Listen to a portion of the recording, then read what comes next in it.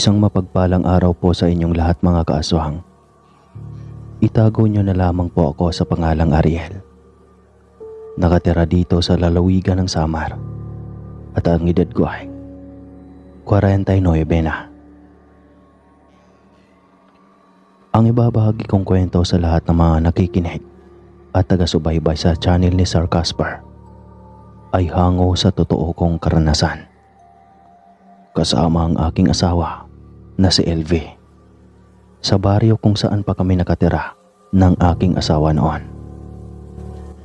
Naganap ito dekada 90 at kasalukuyang buntis ng 7 buwan ang aking asawa noon, mga kaaswang. Nagtatrabaho ako bilang magsasaka sa bukirin namin noon at ang asawa ko naman ay nagtitinda ng mga pagkain at kung ano-anong klaseng gulay sa harapan ng bahay. Tinayuan ko kasi siya ng maliit na pwestong tindahan para hindi naman siya maburyo kahit papaano. Bali mga kaaswang, yung bahay namin noon ay malapit lang sa gilid ng kalsada. Sa likuran naman ng aming bahay ay kagubatan na po.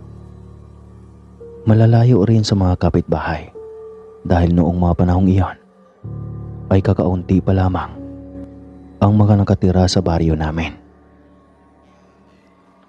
Napansin kong may bagong lipat na mag-asawang matanda sa di kalayuan sa bahay namin. Natuwa naman ang asawa ko dahil sa wakas ay magkakaroon na kami ng kalapit bahay.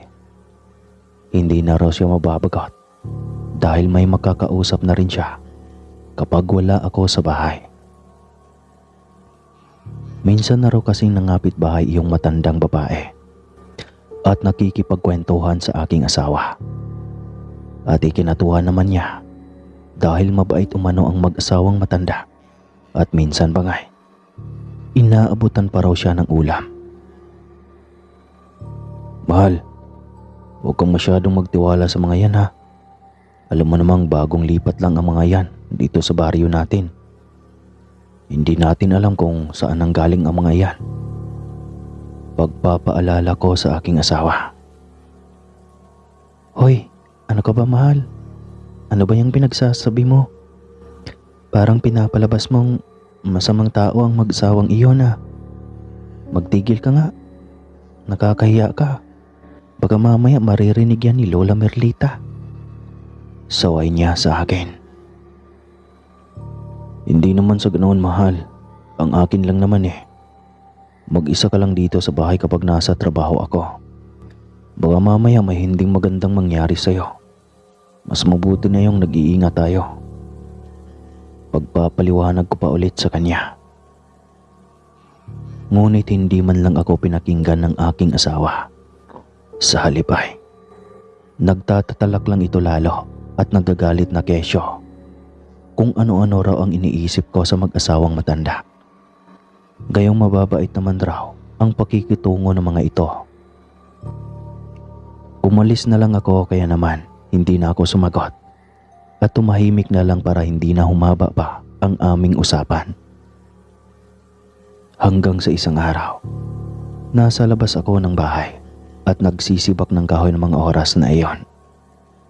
Nang makita ang matandang babaeng kapitbahay naming may hawak na saklay at naglalakad ito papalapit sa tindahan namin.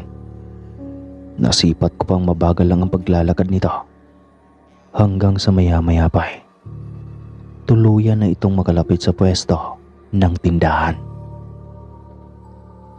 Unang kita ko pa lang sa matandang iyon mga kaaswang ay kakaiba na talaga ang kutob ko.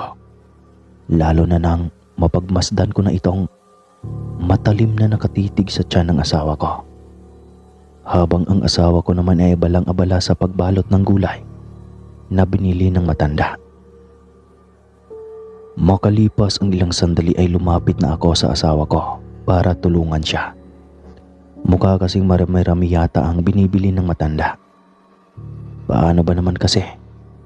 Kanina pa ito nakikipag-usap sa asawa ko at panay turo sa mga nakadisplay na panindang gulay. Aling Marlita, mukhang marami ho yata kayong bibilin ha. Nakangiting wika ko at sabay na patingin sa mga mata ng matanda. Uy, nariyan ka pala iho. Akala ko pumasok ka sa trabaho. Tanong ng matanda sa akin. Wala po akong pasok ngayon eh. Ngiting tugon ko. At iniabot dito ang pinamili. Noong masilayan ko ang mga mata ng matanda at makita ko ang aking figura na nakarefleksyon, ay nanlaki ang aking mga mata dahil sa kitang-kita kong baliktad ang figura ko sa refleksyon ng mga mata ng matanda. Noong mapagtanto kong may kakaibang ang tinatago ang matanda, ay nagmamadali kong iniwas ang aking paningin dito at dali-dali nang lumapit sa asawa ko nang maglakad na paalis ang matanda. Nagtaka naman ang aking asawa, mga kaaswang, dahil napansin siguro nitong parang natataranta ako at parang natatakot. Ayos ka lang ba, Ariel? Anong nangyayari sa'yo? Parang kang nakakita ng multo dyan. Tingnan mo nga yung itsura mo, putlang-putla ka. Pag-aalalang tanong niya sa akin. Sandali akong sumilip sa labas ng tindahan at napabugahan ng hininga bago nagsalita. Ano kasi, mahal? Pag-aalangang wika ko sa kanya. Hindi ko kasi alam kung sasabihin ko ba sa kanya ang kakaibang nakita ko sa matandang iyon o hindi. Inisip ko kasing baka matalakan na naman ako at sabihin kong ano-ano na naman ang mga napapansin ko. Ano ba kasi yun? Sabihin mo na nga sa akin. Hindi yung para kang ano dyan. Naiirat ang saad nito sa akin. Kaya wala na akong nagawa kundi lakasan ang aking loob at sabihin sa kanyang nakita ko. Kasi yung matandang kapitbahay na bumili ng gulay dito sa atin. Napansin ko kasing baliktad ako sa replika ng mga mata niya. Di ba kapag naka-encounter ka ng ganoong tao, aswang yun? Mariing sabi ko sa kanya. Nako, ayan ka na naman, Ariel. Umatake na naman yung pagkamatanda mo at nagpapaniwala ka na naman sa mga sabi-sabing aswang. Rinig kong wika niya sa akin. Sa totoo lang kasi ay hindi talaga mapaniwalain sa mga kababalagan ng asawa ko. Kahit nga buntis siya ay lumalabas pa rin siya ng bahay sa gabi kapag naiinitan at maalinsangan sa loob ng bahay. Dapit hapon na ng mga sandaling iyon habang nagpapahinga ang aking asawa sa loob ng tindahan at ako naman ay nasa gilid ng tindahan nagpapatuka sa mga alaga kong manok. Narinig kong may kumakatok sa tindahan na animoy. Bibili pa. Kaya naman napatingin ako sa gawin ng tindahan at nakita ko namang tumayo ang aking asawa mula sa kanyang kinauupuan at tiningnan kung sino iyong bumibili. Nasilip kong ang matandang babaeng kapitbahay iyon, kaya naman nagmadali na akong pumasok sa tindahan at nagpresentang ako na ang magbigay ng mga bibilhin nito. Nakailang beses pa akong nagtanong sa matanda kung ano ang bibilhin nito. Ngunit ni isang salita ay wala akong naririnig na sagot mula dito. Kaya naman tinignan ko ang mukha ng matanda at itatanong na sana ulit kung ano ang bibilhin nito. Bahagya pa akong nagulat at napaatras nang makita kong nag-uunahang tumulo ang mga malalapot na laway ng matanda. Habang titig na titig ito sa tiyan ng asawa ko, nakasalukuyang nakatayo sa tabi ko. Nanay, ano ho ang bibilhin niyo? Malakas na ang boses ko nang magtanong dito dahil nakaramdam na ako ng kakaibang kilabot sa matanda. Mabilis namang nagpunas ng bibig ang matanda gamit ang dala-dala nitong kulay puting tela na nakasukbit sa balikat bago magsalita kung ano ang bibili nito. Matapos kong bigyan ng mga pinamili ang matanda at umalis na ito, ay doon pa lamang ako napaisip at napatanong sa sarili kong ano bang nangyari sa matandang iyon At bakit biglang tumulo ang laway habang nakatitig sa asawa ko? Hoy, napatulala ka na naman dyan. Wika sa aking asawa ko at napakunot ng noo. Nakatingin ka na naman kay Aling Merlita. Dagdag niyang wika. Sunod-sunod na naman akong umiling sa kanya at sinabing maagang isarado namin ang tindahan para naman makapagpahinga siya ng maaga. Dahil sa kinabukasan ay may pasok ako.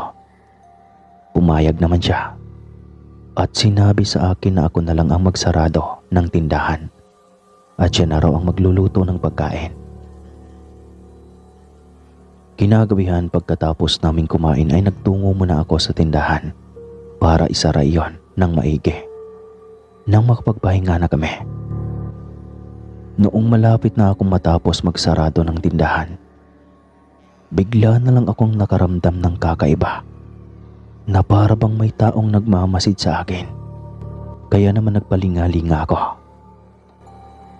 Baka kasi may taong ang nagmamasid at hindi ko lang iyon namamalayan.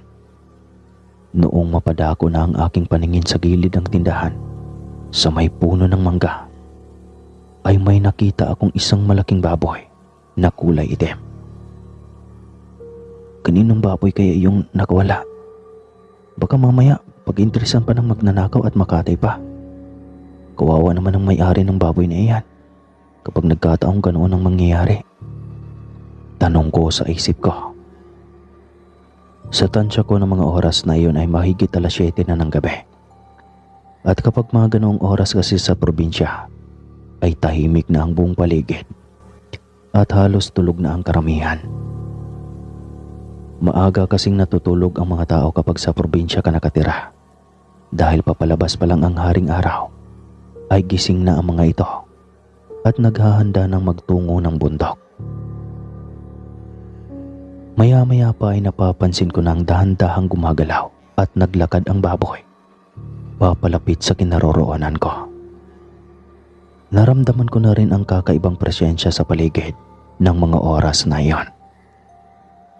Dahil sa biglang nag-iba ang klima ng simoy ng hangin, naging maalansangan ito at may naamoy na rin akong kakaibang mabaho na para bang amoy imburnal na may matagal nang nabubulok na patay na hayop. Ganoon po ang naamoy ko ng mga oras na iyon. Kaya naman kinakabahan ako at lumakas na ang kabog ng aking dibdib. Ilang sandali pa'y nakita ko nang malapit na sa kinaroroonan ko ang baboy at mas lalong nanlaki ang aking mga mata nang makita kong kakaiba ang kulay ng mga mata nito. Sa kadahilan ng kulay pulang nagbabaga iyon na para bang nagbabagang uling, naririnig ko na rin ang tunog ng paghagok na nanggagaling sa baboy at sumisinghap-singhap ito. Sandali ko pang tinitigan kung ano ang gagawin ng nilalang na iyon. Dahil sa pagapang sa lupa itong lumalapit sa akin ng dahan-dahan. At may 2 matutulis na ngipin ang lumalabas mula sa magkabilang bibig nito. Tumutulo ang malalapot nitong laway na may mga bula-bula pang sumasabay. At noong tuluyan ng makalapit sa akin ang malaking baboy, ay malakas na binangga nito ang aking binte. Kung kaya kaagad naman akong napakapit sa gilid ng tindahan. Noong una ay binugaw ko lamang ito at pinalis. Sa pag-aakalang normal na baboy lang iyon at naliligaw lang sa bakuran namin doon sa may tindahan. Ngunit habang tumatagal ay napapansin kong mas lalong nanggigigil at naging agresibo ang baboy at akmang dadambahan ako nito. Mabuti na lamang at hawak-hawak ko pa ang panungkit na panglaksana sa tindahan. Kung kaya iyon ang pinanghampas ko sa baboy at kaagad na tinawag ang asawa ko sa loob ng bahay. Mahal, akin na yung itak. Dalian mo. Sigaw ko pa sa asawa ko. Noong marinig ng aking asawa ang pagsisigaw ko, ay mabilis na itong lumabas ng bahay bit-bit ang itak.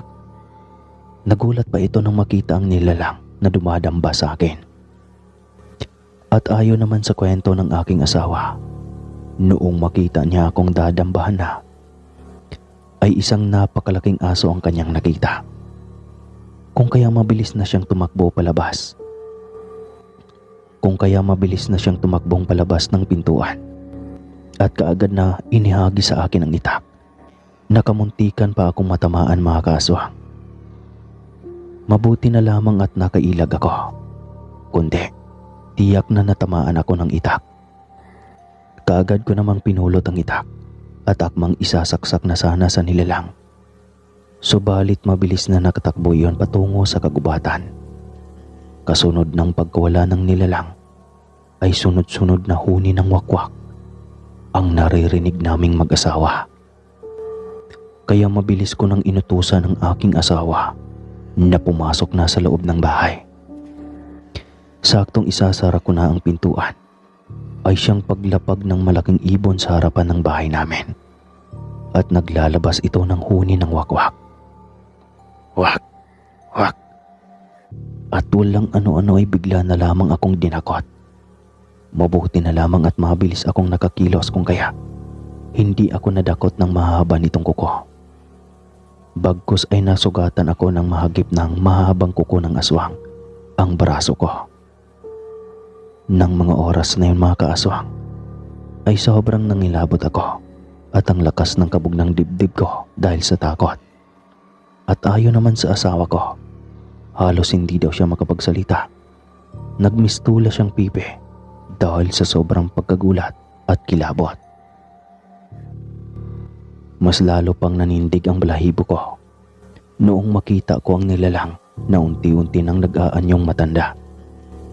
May kahabaan ang buhok ng matanda at gumalaw-galaw iyon na para bang may sariling buhay. Nagbabaga ang mga mata nito at walang humpay ang pagtulo ng mga laway. Naknang! Asawa ko pa talaga ang pinagbalakan mong aswang, ng demonyo ka. Galit na wika ko sa aswang, kahit na kinikilabutan at nanindig na ang mga balahibo ko ng mga sandaling iyon. Lumapit ka rito at papatayin kita. Galit na sigaw ko sa nilalang. Maya-maya pa ay nagulat na lang ako nang biglang kumaripas ng takbo ang aswang at walang ano-ano ay bigla na lamang akong sinunggaban nito. Kaya naman nagpangbuno kami at noong akmang kakalmutin niya ako, ay mabilis akong nakaiwas at malakas na tinaga ko ang braso ng nilalang. Kung kaya sunod-sunod ang pagtulo ng dugo nito sa lupa. Agad ko namang itinarak sa lupa ang itak at inundayan muli ang aswang. Walang humpay ang pagkalat ng dugo ng nilalang sa lupa at malakas na umangil iyon. Tapos ay bigla na lamang iyong kumaripas ng takbo palayo. Ilang sandaling katahimikan ang naganap bago ako pumasok sa loob ng bahay. Naabutan ko namang namumutla ang asawa ko dahil sa takot. Kaya nagmamadali na akong kumuha ng maligam-gam na tubig at kaagad na pinainom siya para maibsan ang takot na nararamdaman niya. Kinabukasan, maaga pa lang ay pinuntahan ko na ang albularyo sa kabilang baryo upang patignan ang asawa ko dahil sa nangyaring pananambang ng mga aswang kagabi. Makalipas ang ilang sandali ay nakabalik na rin ako sa bahay kasama ang albularyo. Kaagad namang tinignan ng albularyo ang asawa ko at pinausukan ito ng kamangyan at ng mga halamang gamot. May inusal rin itong orasyon at inihip iyon sa bunbunan ng ulo ng asawa ko. Huwag na kayong mag-alala. Tinanggal ko na ang markang ibinigay ng aswang sa asawa mo. Wika ng albularyo sa akin. Akin na yung itak na ginagamit mo kagabi para mausalan ko na rin ang orasyon. Nang sa ganun ay mas lalong magdurusa at mahirapang pagalingin ng aswang ang sugat na ibinigay mo sa kanila. Saad pa nito at kinuha ang itak na may marka pa ng dugo ng aswang. Matapos ang pangyayaring iyon ay hindi na ako nagpakampante pa, mga kaaswang. Lalo na nang malaman kong umalis na pala ng bahay ang mag-asawang matanda. Ni hindi nga namin namalayan kung kailan iyon umalis at kung bakit. Sa isip-isip ko noon, marahil ay tama nga ang hinala ko. Aswang ang mag-asawang iyon. Kung kaya lumapit-lapit iyon sa asawa ko. Dahil ang pakay nila ay ang pinagbubuntis nito. Ilang gabi pang hindi ako mapakali at makatulog ng maayos dahil sa kakabantay sa asawa ko, at nag-aabang rin ako dahil baka bigla na lang bumalik ang aswang. Mas mabuti na iyong handa ako palagi para hindi mapahamak ang pamilya ko. Lumipas ang 1 linggo ay nabalitaan ko na lang na patay na ang mag-asawang matanda na lumipat lang pala sa kalapit baryo. Ayon sa mga nakakita, ay malaki at namamaga ang sugat ng matandang babae. Samantalang ang lalaki naman raw ay atake sa puso ang ikinamatay. Saglit pa akong pumunta sa burol ng mag-asawa para kumpirmahin kung tama ba ang hinala kong sila nga ang aswang na sumunggab sa amin noong nakaraang linggo. Nung makita at makumpirma ko na ngang sila nga mga kaaswang, dahil sa tandang-tanda ko pa kung saan banda ko nasugatan ng matandang babae, ay ganoon na ganoon rin ang sugat ng bangkay ng matandang babae. Kaya alam kong sila nga ang umaswang sa amin. Makalipas nga ang ilang buwan, ay naipanganak naman ng maayos ng asawa ko ang anak namin. At naging maayos na rin ang aming pamumuhay. Hanggang dito na lang po ang aking kwento mga kaaswang. Marami pong salamat sa lahat ng nakikinig. Muli po, ako po si Ariel ng Samar.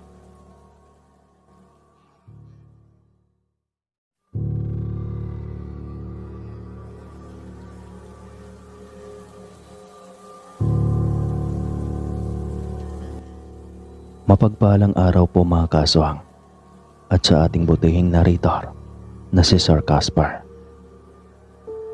Tawagin niyo na lamang po ako sa pangalang Jay. Iyon kasi ang kadalasang tawag sa akin ng karamihan. 45 anyos na at kasalukuyang nakatira dito sa Samar. Isa ako sa mga masusugid niyong tagapakinig ng mga kwentong ibinahagi ng mga kababayan ko at sa iba pa. Magmula nang magka-pandemic at naburo na lang ako dito sa bahay habang gumagawa ng mga furniture o kaya mga cabinet at lamisang yari sa kahoy. Dahil po sa palagi akong nakikinig sa inyong channel, kaya naengganyo akong ibahagi ang aking karanasan tungkol sa isang kababalaghan noong minsang napadpad kami ng aking asawang si Berna sa liblib na lugar noong nabuntis ko siya sa panganay naming anak. Dekada 90 nang mabuntis ko ang nobya kong si Berna noon. Handa naman akong panagutan ang nangyari sa amin at pakasalan siya. Subalit tutol ang kanyang mga magulang sa akin dahil sa isa lang akong magsasaka ng niyog noon at kargador. Samantalang sila ay medyo nakakaahon sa kahirapan. Ano na lang ang ipapalamon sa iyo ng lalaking iyan, Berna? Isang kahig isang tuka na nga lang ang lalaking iyan. Nagpabuntis ka pa? Galit na wika ng kanyang ina. Nang malaman nilang buntis na si Berna at humarap ako sa kanila. Kaya ko pong buhayin ang magiging anak namin at si Berna. Basta magtiwala lang po kayo sa akin at magsisikap po ako. Dudublihin ko pa po ang pagtatrabaho. Maibigay ko lang ang pangangailangan ng mag-ina ko. Mahinahong sagot ko sa mga magulang ni Berna. Hindi na lang ako umimik kahit na sandamakmak na panlalait ang narinig ko mula sa kanila. At kung ano-ano pang nakakababang pagkatao ang ibinabato nila sa akin. Aber, anong ipapakain mo sa anak ko? Yang kakarampot mong kinikitang barya-barya. Kung hindi ka pa aakyat ng niyog, hindi ka pa magkakapera. Pasigaw na saad sa akin ang ina ni Berna at dinuro-duro pa ako sa noo. Ma, tama na po yan. Saway ni Berna sa kanyang ina. Subalit isang pingot sa tagaliran niya ang kanyang natanggap mula sa kanyang inang galit na galit. Hindi pwede. Hindi ako papayag na magsama kayong dalawa. Amoy lupa ang lalaking ito. Ano na lang ang mangyayari sa buhay mo, Berna, kung papatulan mo ang amoy lupang ito? Galit na wika ng ina nito at hinatak na papasok sa loob ng bahay ang dalaga. Nang mga oras na iyon ay gustuhin ko mang awatin ang aking nobya at ang kanyang ina. Ngunit wala akong lakas ng loob dahil sa nangangatog na ako ng mga sandaling iyon. At para bang umurong ang dila ko't naiyak na lamang akong naglakad pauwi ng bahay. Grabe saklap. Habang naglalakad ako ay samot-sari ang naiisip ko tungkol sa kung ano ang kahihinatnan namin ni Berna at ang magiging anak namin. Hindi ko kayang tanggapin kung ilalayo sa akin ang mag-ina ko. Kaya naman isang paraan lang ang naisip ko ng mga oras na iyon, mga kaaswang. Walang iba kundi ang itanan ng nobya ko at magpakalayo-layo kami. Tutol naman silang pakasalan ko ang nobya ko at panagutan ang magiging anak namin. Mas mabuting itanan ko na lang siya kaysa sa ilayo pa siya sa akin ng kanyang mga magulang. Ilang araw ko ring pinagmamasdan at inaabangang lumabas ng bahay ang nobya ko. At nung nakatsyempo na nga ako, ay hindi na ako nag-alinlangang sabihin sa kanya na magtanan na lang kami. Sumang-ayon naman ng nobya ko dahil ilang araw na lang pala ang hihintayin niya ay ipapadala na siya sa Maynila kasama ang kanyang tiyahin. Kinagabihan nga noon ay nagkita kami ni Berna sa tagpuan namin palagi. Naghintay pa ako ng 1 oras mahigit, mga kaaswang, dahil sa nahirapan umanong makatakas ang nobya ko. Bantay sarado siya ng kanyang pamilya, kung kaya hinintay niya pang makatulog ang mga ito. Kaagad naman kaming umalis at nagpakalayo-layo na nga hanggang sa napadpad kami sa liblib na baryo. May kaibigan kasi akong taga-roon sa baryong iyon. Kaya doon ko planong pumunta habang nag-iisip pa kami ng nobya ko kung ano ang susunod naming hakbang. Mali man ang ginawa ko, mga kaaswang, pero wala na talaga akong ibang paraan at iyon na lang ang naisip ko. Ayoko kasing malayo sa akin ang mag-ina ko. Iniisip ko pa nga lang ay hindi ko nakakayanin. Pasensya na tol, maliit lang itong bahay namin. Kung gusto mo, may alam akong maupahan dito. Pwede kayo roon tumira. Uwi ka ng kaibigan kong si Badong. Ayos lang tol. Nahihiya nga ako kasi naistorbo kita. Medyo komplikado kasi. Uwi ka ko pa sa kaibigan ko at napapakamot sa batok. Ano ka ba pare? Ayos lang. Naintindihan kita. Sagot niya sa akin at agaran na kaming sinamahang pumunta sa bahay na sinasabi nitong paupahan. Habang naglalakad kami sa gilid ng daanan, ay bigla na lamang akong nagulat nang may isang matandang babae ang lumapit sa nobya ko.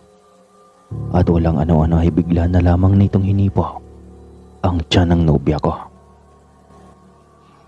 Teka lang po, Manang Ponsyana. Mga kaibigan ko mga yan, magdahan-dahan ka sa kinikilos mo. Saway ni Badong at kaagad na tinapik ang kamay ng matanda. Matalim namang tumitig kay Badong ang matanda at nagwika ng, "Napakadamot mo naman, Badong. Hinipo ko lang naman yung tiyan ng bisita mo eh. Pinagdadamot mo na." Danlilisik na wika ng matanda. Napakunot noo naman ako dahil para bang galit na galit ang matanda at maging si Badong ay galit rin sa matanda habang nagbabatuhan ng mga salita ang mga ito. Hoy, manang punsyana kapag may mangyaring masama dito sa asawa ng kaibigan ko. Mayayari ka sa akin. Tandaan mo yan. Talagang malilintikan ka.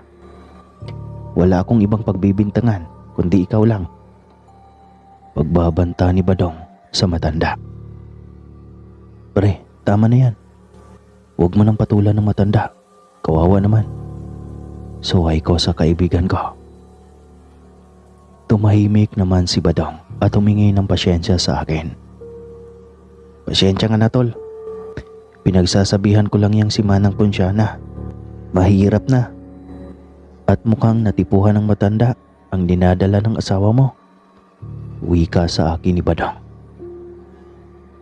Nang mga sandaling iyon na hindi ko alam kung ano ang ibig ipahiwatig niya. Dahil sa bagong salta lang naman kami ni Berna sa kanilang baryo.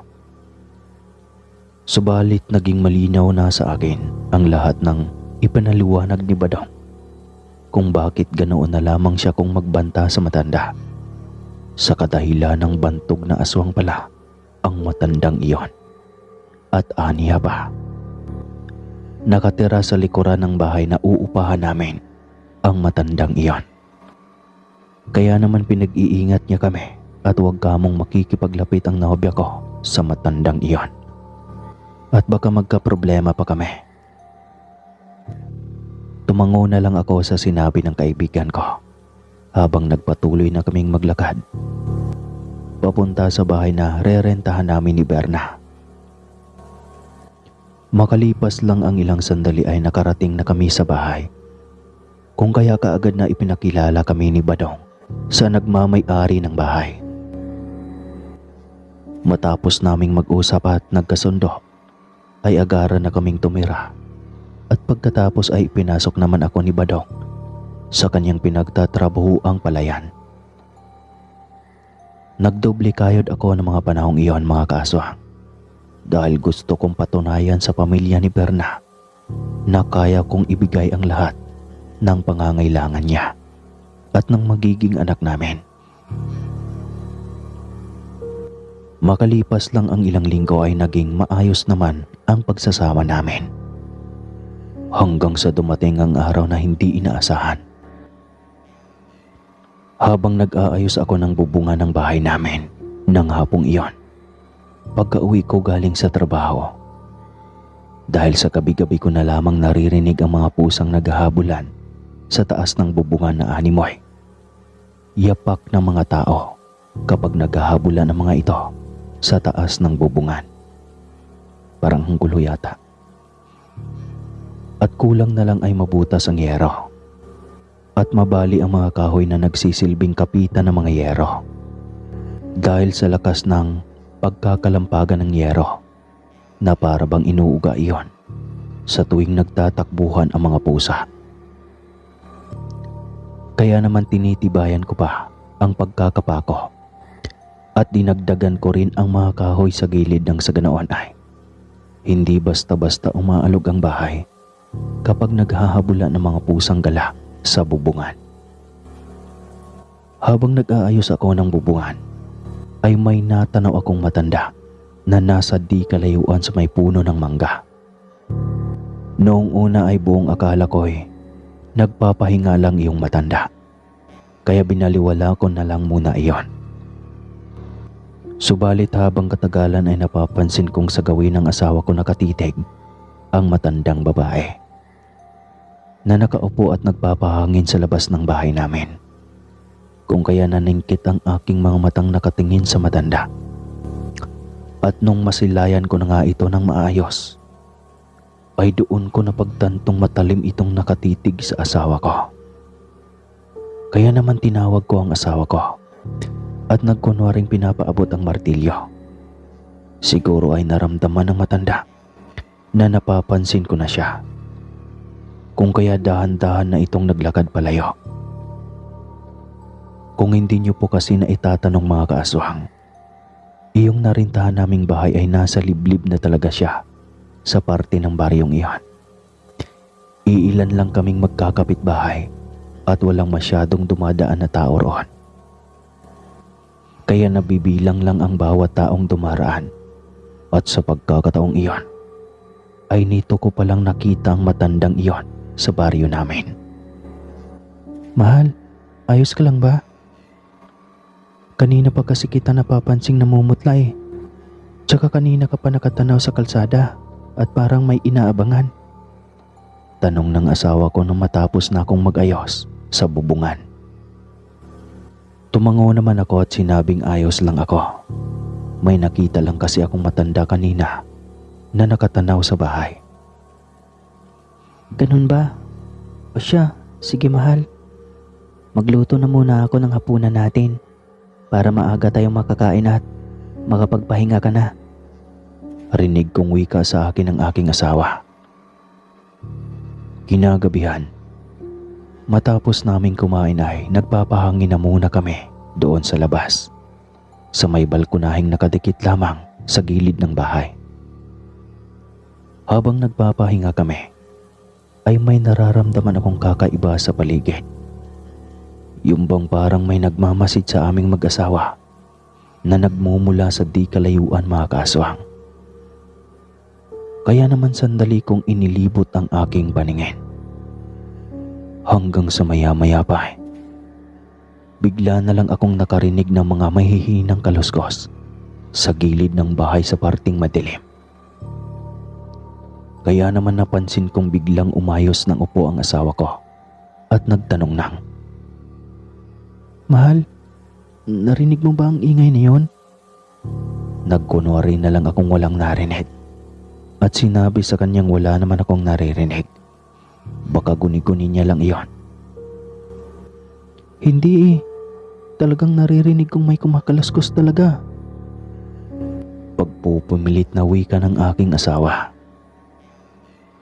Kaya naman sinabihan ko na siyang pumasok na lang kami sa loob ng bahay at magpahinga na lamang siya dahil baka kako napagod lang siya sa ginagawa niya kaninang umaga. Kaya kung ano-ano na lang iyong napapansin niya. Pero ang totoo talaga mga kaaswang ay kanina ko pa nararamdamang may nagmamasid sa amin. Hindi lang ako nagpahalata para hindi matakot ang asawa ko at baka mapano pa siya. Nang makapasok na kami sa loob ng bahay, ay maigi ko nang isinara ang pintuan at sinamahan ng pumanhik sa kwarto ang asawa ko. Makalipas ang ilang sandali, habang nakahiga na kami at nagpapahinga na ng mga sandaling iyon, ay bigla na lamang napatili ang asawa ko at napapitlag.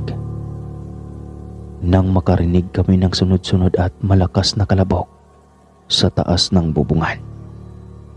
Kaya naman agaran na akong napatayo at nagmadali nang kinuha ang itak na nakasukbit sa gilid ng pintuan ng kwarto. Maya-maya pa ay bigla na lang akong nakaamoy ng umaalingasaw at napakabahong amoy sa paligid na para bang may naburong hasang ng isda at inuuod na iyon. Napatakip naman ang ilong ang asawa ko at nagtanong kung ano ang mabahong iyon at saan ang galing. Hindi ko alam mahal, dito ka lang sa loob ng kwarto at huwag kang lalabas, maliwanag ba? Wika ko sa kanya dahil plano kong tignan kung ano ang ingay na lumalagabok sa bubungan namin at bumagsak iyon sa likuran ng bahay. Noong akmang lalabas na sana ako ng kwarto ay doon na ako nakarinig ng mahihinang huni ng wakwak. Kaya naman naramdaman kong napapakapit ang asawa ko sa baraso at nangangatog ang mga kamay nito. Marahil ay sa takot na nararamdaman niya iyon. Kung kaya sinabihan ko siyang mag-relax lang at huwag matakot. Sinabihan ko naman siyang lalabas lang ako sandali at titingnan kung ano ang nangyayari sa labas ng bahay. Mahal, sandali. Mag-iingat ka ha. Wika sa akin ng aking asawa. Kung kaya bago ako lumabas ng bahay ay sinabihan ko siyang huwag siya kamong mag-alala. Dahil mag-iingat ako at babalik rin naman ako kaagad. Nang makalabas na ako ng bahay ay bit-bit ko ang itak at ang buntot ng paging pinahiram sa akin ni Badong. dahil sa wala itong tiwala sa kapitbahay naming si Manang Ponsyana. Habang hinahanap ko kung saan nanggaling ang huni ng wakwak, ay doon na nanlaki ang aking mga mata, mga kaaswang. Dahil sa maniwala man kayo o sa hindi, mga kaaswang o mga kakaykik, natatanaw ko ang isang matandang babaeng nakatalikod. Nakasuot ito ng kulay itim na damit. Nakalugay ang mahabang puting buhok. Nang walang ano-ano ay bigla na lang nanayo ang aking balahibo nang biglang lumingon sa akin ang matanda. Umangil ito ng malakas at tumulo pa ang mga laway. Nanlilisik ang mga matang nagbabaga habang nakanganga ito, na para bang asong gutom na gutom. Hanggang sa bigla na lamang itong lumiyad at mabilis nang tumakbong nakatuwad papalapit sa akin, na para bang asong nagkukumahog at tila ba nakikipag-agawan ito ng pagkain. Dahil sa pagkabigla at takot ko ay panandalian akong hindi nakagalaw. Kaya naman nung sinunggaban ako ng aswang ay walang kahirap-hirap na pinagkakalmot ako nito. Nung maramdaman ko ang hapdi na nagmumula sa braso kong kinalmot ng aswang, ay doon pa lamang ako natauhan. Kaya naman agaran na akong nakapagbuno sa aswang, habang sumisigaw na humihingi ng tulong. Ilang sandali pa ay nakahanap na ako ng tiyempo, kaya naman agaran ko ng hinambalos ng buntot ng pagi ang aswang. Subalit napakaliksi nito at walang kahirap-hirap na naiiwasan ang bawat paghambalos ko ng buntot ng pagi. At nung akmang susugurin na sana muli ako ng aswang, nang bigla na lamang akong nagulat at nabuwal nang may matandang babaeng sumunggab rito.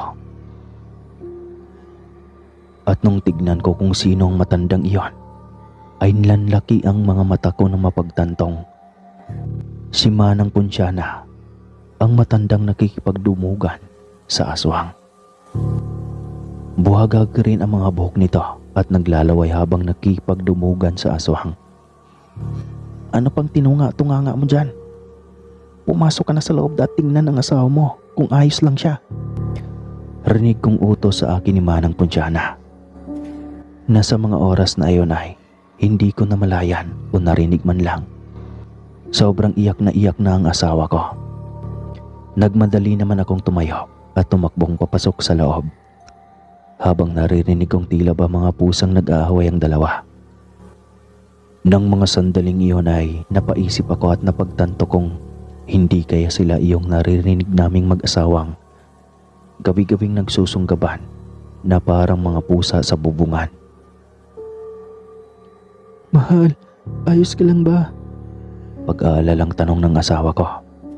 Nang makita niya ang sugatan kong braso, ay kaagad na kumuha siya ng gamot at mabilis na ginamot ang sugat ko. Naalala ko pa nga ay pinatuluan niya ito ng gas, yung bang gas na pinapainit sa kutsara para daw hindi ako matitano. Ilang sandali pa ay bigla na lang tumahimik ang buong paligid, kung kaya nakiramdam pa ako at sumilip sa sewang ng bintana kung naroroon pa ba sa labas ng bahay ang dalawang nilalang na nagdudubugan. Ngunit kahit anong sipat ko ay wala na akong makita sa labas ng bahay. Kinabukasan, maaga pa lang ay napagpasyahan kong puntahan ang bahay ni Manang Ponsyana para alamin kung ayos lang ba siya. Ngunit nung makalapit na ako sa bahay ng matanda, ay napag-alaman kong wala ang matanda. Kung kaya naghintay pa ako ng ilang sandali. Subalit lumipas na lang ang ilang oras at sumapit na ang hapon ay hindi pa rin umuwi ang matanda. Hanggang sa tuluyan nang hindi namin nakita si Manang Ponsyana. Napagpasyahan na rin naming mag-asawa na umuwi na sa baryo at taos-pusong humingi ng tawad sa mga magulang ng asawa ko. Dahil sa trauma ng asawa ko ay walang pagdadalawang isip na pumayag ako sa gusto niya na bumalik kami sa baryo. Di naman naglaon ay natanggap na rin ng mga magulang ng asawa ko ang relasyon namin. Sa ngayon ay masaya na kaming nagsasama ni Berna at kasal na rin po kami. At salamat sa Diyos ay nagkaroon ako ng sariling negosyo na sa sariling sikap lang din. Hanggang dito na lang po ang aking kwento mga kaswa. Maraming salamat po sa lahat ng nakikinig. Muli po, ako po si Jay ng Samar.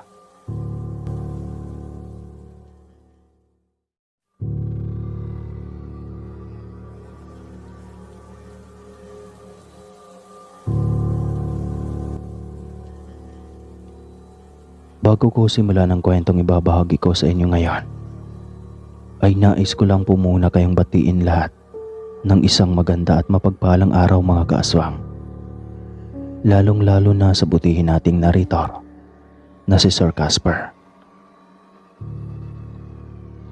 Tawagin niyo na lang ako sa pangalang Vina. Edad 52 at kasalukuyang naninirahan dito sa Norsagaray, Bulacan, kasama ang aking pamilya. Isa sa mga masusugid niyong tagapakinig ang aking bunsong anak na si Maymay Sir Casper. Kung kaya nang malaman ko kung paano magpadala sa inyo ng kwento, ay nainganyo talaga akong ibahagi ang aking karanasan noon. Ang kwentong ibabahagi ko sa inyo ngayon ay hango sa tunay kong karanasan noong ipinagbubuntis ko pa lang ang panganay kong anak na si Jimboy at nakatira pa kami sa lugar ng Leyte. Nangyari ito taong 1998 sa lugar ng Leyte. Itong mga panahong ito ay kasalukuyang ipinagbuntis ko ang panganay kong anak. Nang mapagpasyahan namin ng asawa ko na manatili na lamang ako sa bahay at huwag na muna magtrabaho pa sa labas. Lalo na nang mapag-alaman naming sensitibo ang pagbubuntis ko. Ayon sa doktor na nag-check up sa akin. Dahil sa panganay namin ng asawa kong si Noel ang dinadala ko, ay naging mas maingat at maalaga din siya sa akin. Sa loob kasi ng 7 taong pagsasama namin, ay sa tinagal-tagal na kabuo din kami. Kung kaya tuwang-tuwa kaming mag-asawa. Nakatira nga po pala kami ng aking asawa noon sa sentro ng lugar namin at kasalukuyang nangungupahan. Dahil sa isang sima ng aking asawa ay madalas palagi na lang akong mag-isa sa bahay na inuupahan namin. Kaunting paliwanag lang po sa bahay na naupahan namin mga kaaswang. Kahit pa nasa sentro kami ng aming lugar, ay nasa bandang dulo na po kami. Kung kaya ang bahay na naupahan namin ay gawa lamang sa kalahating bato at kalahating kahoy na may pawid ang dingding. Gawa naman sa yero ang bubungan namin. Sa harap ng bahay namin ay may balon kung saan kumukuha kami ng tubig panglaba. Buong bahay po ang naupahan namin at ang mga katabing bahay na paupahan din ay gaya din ng disenyo sa amin. Mala-compound din ito na tanging mga nangungupahan lang ang nakakapasok sa loob. Ngunit gawa lang sa kawayan ang tarangkahan. Balik na po tayo sa kwento mga kaaswang.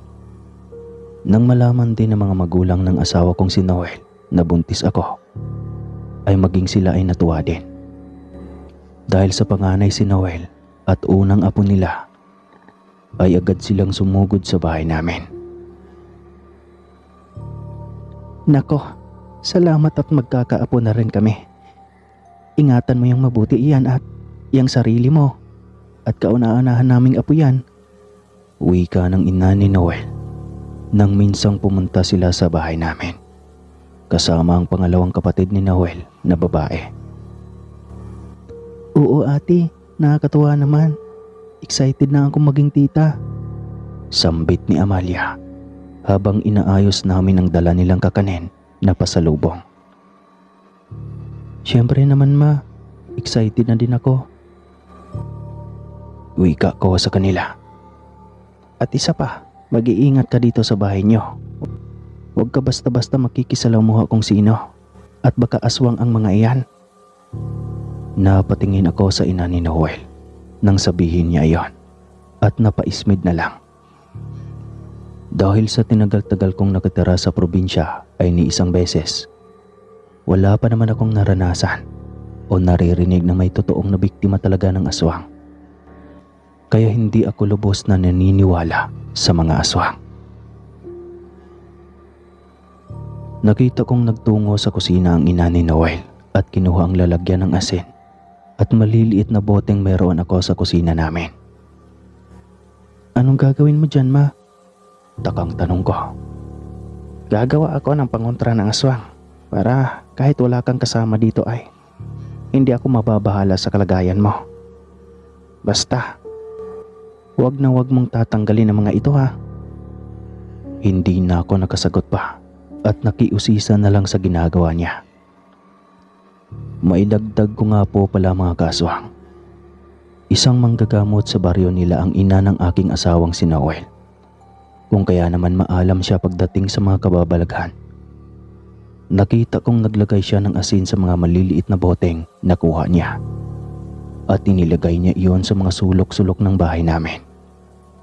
Naglagay din siya sa tabi nito ng mga hiniwang kalamansi. Kinahapunan bago sila umalis ay may inaabot pa sa akin ang mama ng asawa ko. At sinabi niyang isuot iyon sa bewang ko. At kahit anong mangyari ay wag na wag kong tatanggalin. Nang tignan ko iyon ay nakita kong habak pala iyon. Ang habak pala mga kaaswang ay pangontra sa mga masasamang nilalang. Matapos ang araw na iyon ay bibihira na lang silang dumalaw sa akin. Hanggang sa nag-apat na buwan na ang aking tiyan. Madalas man akong maburyo sa loob ng bahay ay hindi talaga ako lumalabas. Kung ano-ano na lang ang ginagawa ko para mawala ang pagkaburyo ko at parati ko na lang inaabangan ang tawag ng aking asawa. Dahil na mga panahong iyon ay sumampa muli siya sa barko at may ilang buwan pa ang pananantili niya roon. Maging ang pamamalengke ng pagkain ko ay isang beses ko lang din ginagawa sa isang linggo. Dahil sa hindi nga ako palalabas, ay hindi ko din nakakasalamuha ang mga kapitbahay ko. Hanggang sa isang araw ay napilitan akong lumabas ng bahay dahil sa paubos na ang ista kong pagkain. Hindi pa sana ako lalabas ngunit pinilit ako ng asawa ko. At kailangan ko na din bumili ng mga bitamina para sa aking pagbubuntis. Bago ako umalis ng bahay ay pinaalalahanan ako ng asawa ko na magsuot ng itim na mahabang damit para hindi umano ako masundan ng aswang at hindi magambala ng ibang nilalang. Dahil sa masunuri naman ako sa aking asawa ay sinunod ko na lang ang sinabi niya. At nagsuot nga ako ng mahabang itim na damit. Suot-suot ko rin sa bewang ko ang habak na hinabilin sa akin ng ina ng aking asawa. Habang naglalakad ako papunta sa sakayan ng tricycle para pumuntang palengke, ay bigla na lang may tumawag sa pangalan ko. Vina! Napalingon ako at hinanap ko ang tumawag sa akin. Ikaw si Vina, di ba? Hi. Ako nga pala si Nympha. Pakilala sa akin ng babaeng nasa harap ko nang inintian ko naman siya at binate. Kami yung bagong lipat sa tabi ng bahay mo. Kakalipat lang namin nung nakaraan. Pakilala niya. Ganun ba? Turan ko. Dahil hindi ko alam na may bagong lipat pala sa compound namin. Oo. Nasabi na sa amin ni Aling Marta, yung may-ari ng compound, na hindi ka madalas lumabas kaya ako na ang naglakas loob lumapit sa iyo. Nakangiting wika niya. Nang mapag-alaman niyang sa palengke ang punta ko ay sumabay na siya sa akin. Mamamalengke din daw kasi siya. Naging komportable naman ako na kasama siya at nakapalagayan ko ng loob dahil na rin sa madaldal siya. Kahit pa hindi ako ganoon kadaldal ay nasasabayan niya pa rin ako. Napag-alaman kong galing siya ng Maynila at nadestino ang kanyang asawa sa lugar namin. Napag-alaman ko din na buntis siya at maglilimang buwan na. Pero sa unang tingin mo sa pangangatawan niya, ay hindi mo talaga mapagkakamalang buntis siya. Habang namimili kami, ay napansin kong ang isang matandang babae na panay ang sunod sa amin sa loob ng palengke. Noong una ay akala ko pulubi ito. Ngunit nang matitigan ko siya ay hindi naman pang pulubi ang kanyang suot at itsura. Nawerduhan talaga ako sa titig ng matandang iyon sa amin. Subalit, binaliwala ko na lang iyon at ipinagpatuloy ko na lang ang pamimili ko. Tingin mo, maganda ang mga gulay na ito? Tanong ko kay Nympha. Nagpalinga-linga na lang ako at hinanap siya ng tingin nang walang sumagot sa akin. Di kalayuan ay nakita ko siyang kausap ang matandang babaeng kanina pa nakatingin at nakamasid sa amin. Masaya siyang nakikipag-usap sa matanda. Napakunot noon na lang ako nang makita kong hinawakan ng matanda ang kanyang tiyan. Makailang beses pa itong hinimas ng matanda. Kung kaya lumapit na ako sa kanila at tinawag si Nympha. Agara naman siyang lumapit sa akin. Tinanong ko naman siya kung kilala niya ba ang matandang babae. At iling lang ang naging tugon niya, tsaka nagsabing, "Inabutan ko na lang ng pagkain si nanay. Kawawa naman mukhang palaboy siya dito sa palengke." Napatanga ako sa sinabi niya at muli kong sinipat ang matanda. Malapad ang pagkakangisi nitong titig na titig kay Nympha. "Hindi naman mukhang pulubi si nanay," wika ko. Pero mukhang hindi narinig ni Nympha ang sinabi ko at namili na lang muli kami. Matapos naming mamalengke ay nagtungo na kami sa sakayan ng tricycle at sumakay na pa uwi. Ilang sandali pa ay nakarating na kami sa kanto ng lugar namin. Tinulungan ko ng magbitbit si Nympha ng mga pinamili niya sa kadahilan ng mas marami ang kanya kaysa sa akin. Habang naglalakad kami papasok sa compound namin, ay nakaramdam ako ng kakaiba na para bang may sumusunod sa amin. "Ayos ka lang ba, Vina?" Takang tanong sa akin ni Nympha. Napatingin naman ako sa kanya. "Wala ka bang nararamdaman? Parang may sumusunod sa atin Kanina ko pa nararamdaman." Sambit ko. Luminga-linga naman si Nympha para hanapin kung may nakasunod nga ba sa amin at muling tumingin sa akin. "Wala namang kahit sino ang nakasunod sa atin Pagod ka na siguro. Tara na, bilisan na natin." Muli na siyang naglakad kaya sumunod na lang ako. Kahit naramdam ko pa rin ang kakaibang nakatingin talaga sa amin. Nang malapit na kami sa talangkahan ng compound, ay nauna nang pumasok si Nympha. Muli ko pang tinapunan ng tingin ang daan papunta sa kanto. Nang di kalayuan ay nasipat ko ang isang matandang babae na nakatanaw sa kinaroroonan ko. Tinitigan ko pang maigi kung sino ang matandang iyon. O baka namamalikmata lang ako. Ilang beses pa akong kumurap-kurap ngunit nandun pa rin na matandang babae. Nakatayo at nakatingin pa rin sa akin. "Vina, lika na. Tulungan na kita sa bitbit mo." Bahagya akong napapitlag nang marinig ko ang boses ni Nympha na muli nang nakalapit sa akin. "Ayos ka lang ba talaga? Masama ba ang pakiramdam mo?" Pag-aalalang tanong niya sa akin. Hindi. Iniisip ko parang may nakalimutan akong bilhin." Palusot ko sa kanya. Sinipat ko pa muli yung kinaroroonan ng matanda pero wala na ito roon. Kaya tuluyan na akong pumasok sa loob ng compound at isinara ang kawayang tarangkahan. Kinahapunan ng araw na iyon ay narinig kong may kumatok sa aming pintuan. Nagtaka pa ako dahil wala naman akong inaasahang bisita. Nang pagbuksan ko ito ng pinto ay nakita ko si Nympha na may bitbit na mangkok. Hi Vina, dinalhan pala kita ng lutong ulam ko. Naparami kasi ang luto ko ng adobong sitaw, kaya naisip kitang bigyan. Nakangiting wika niya at iniabot sa akin ang mangkok niyang bitbit.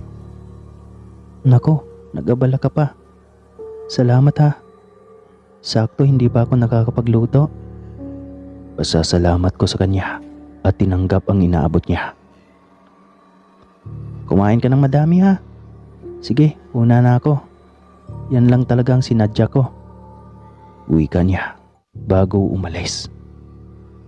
Sinundan ko pa siya ng tingin patungo sa bahay nila. Nang makapasok na siya ay tsaka pa lamang ako nagpasyang isara ang pinto ko. Ngunit nang isasara ko na ang pinto ko ay dumako ang paningin ko sa tarangkahan ng aming compound. At nakita ko na naman ang isang figura ng tao. Nakatayo lang ito sa tapat at nakatanaw sa bahay nila Nympha. Nakasuot ito ng mahabang kulay puting bestida na animoy madumi iyon at natatakpan ng mahaba niyang buhok ang kanyang mukha.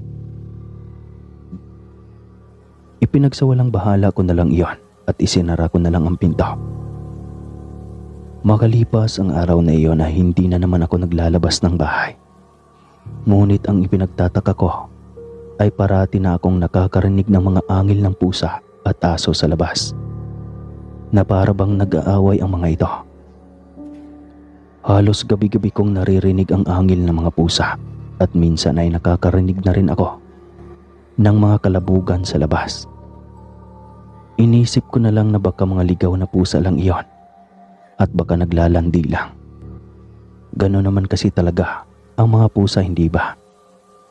Hanggang sa isang araw ay nagsampay ako ng mga damit na nilabahan ko sa tapat ng bahay namin. Nakita kong nagsasampay din ang isa naming kapitbahay. Kaya naman ay tinanong ko siya kung may nag-aalaga ba ng pusa at aso sa compound namin. Dahil sa gabi-gabi akong nakakarinig ng mga pusa. Ano ka ba, Bina? Hindi ba sinabi ni Aling Marta na isa sa patakaran dito ang bawal mag-alaga ng hayop? Kaya papaano magkakaroon ng pusa dito? Sagot ng kapitbahay ko sa akin na nagpatigil sa akin sa pagsasampay. Inaalala kong mabuti ang sinasabi niya dahil ilang taon na rin kaming nakatira dito. At ni isang beses nga ay wala pa akong nakikitang may nag-aalaga ng pusa o aso man lang. Ganoon ba? Gabi-gabi kasi akong nakakarinig ng mga pusa. Baka mga ligaw lang yun, sabi ko sa kanya. Dahil sa nalaman ko ay lalo pa akong nagtaka. Napapansin ko na rin na parang wala ng tao ang bahay nila Nympha at parati na itong sarado. Kaya naman kinahapunan ay nagluto ako ng nilagang manok at sinadya kong tamihan para mabigyan ko si Nympha. Matapos kong magluto ay agad na akong nagtungo sa bahay niya. Papalapit pa lang ako ay tila ba walang tao sa loob. Ngunit nang tumapat ako sa pinto nila, ay agad itong bumukas. Bumungad sa akin si Nympha na balisa at agad niya akong pinapasok sa loob ng bahay. Ayos ka lang ba? Akala ko lang tao dito. Wika ko. Napansin kong nanlalalim ang mga mata ni Nympha na parang hindi siya nakakatulog at balisang balisa pa rin. Bina, pakiramdam ko gabi-gabi may gumagambala sa akin. Gabi-gabi na din sumasakit ang tiyan ko. Mangyak-ngyak niyang wika. Nag-aalala ako sa sinabi niya. Ngunit wala na akong ibang nagawa dahil hindi naman siya naniniwala sa aswang. Noong sabihin ko sa kanya na baka inaswang siya, sinuhestyon ko na lang sa kanya ang magpa-check up para matignan kung ano ang lagay ng kanyang anak. Sinunod naman niya ang sinabi ko.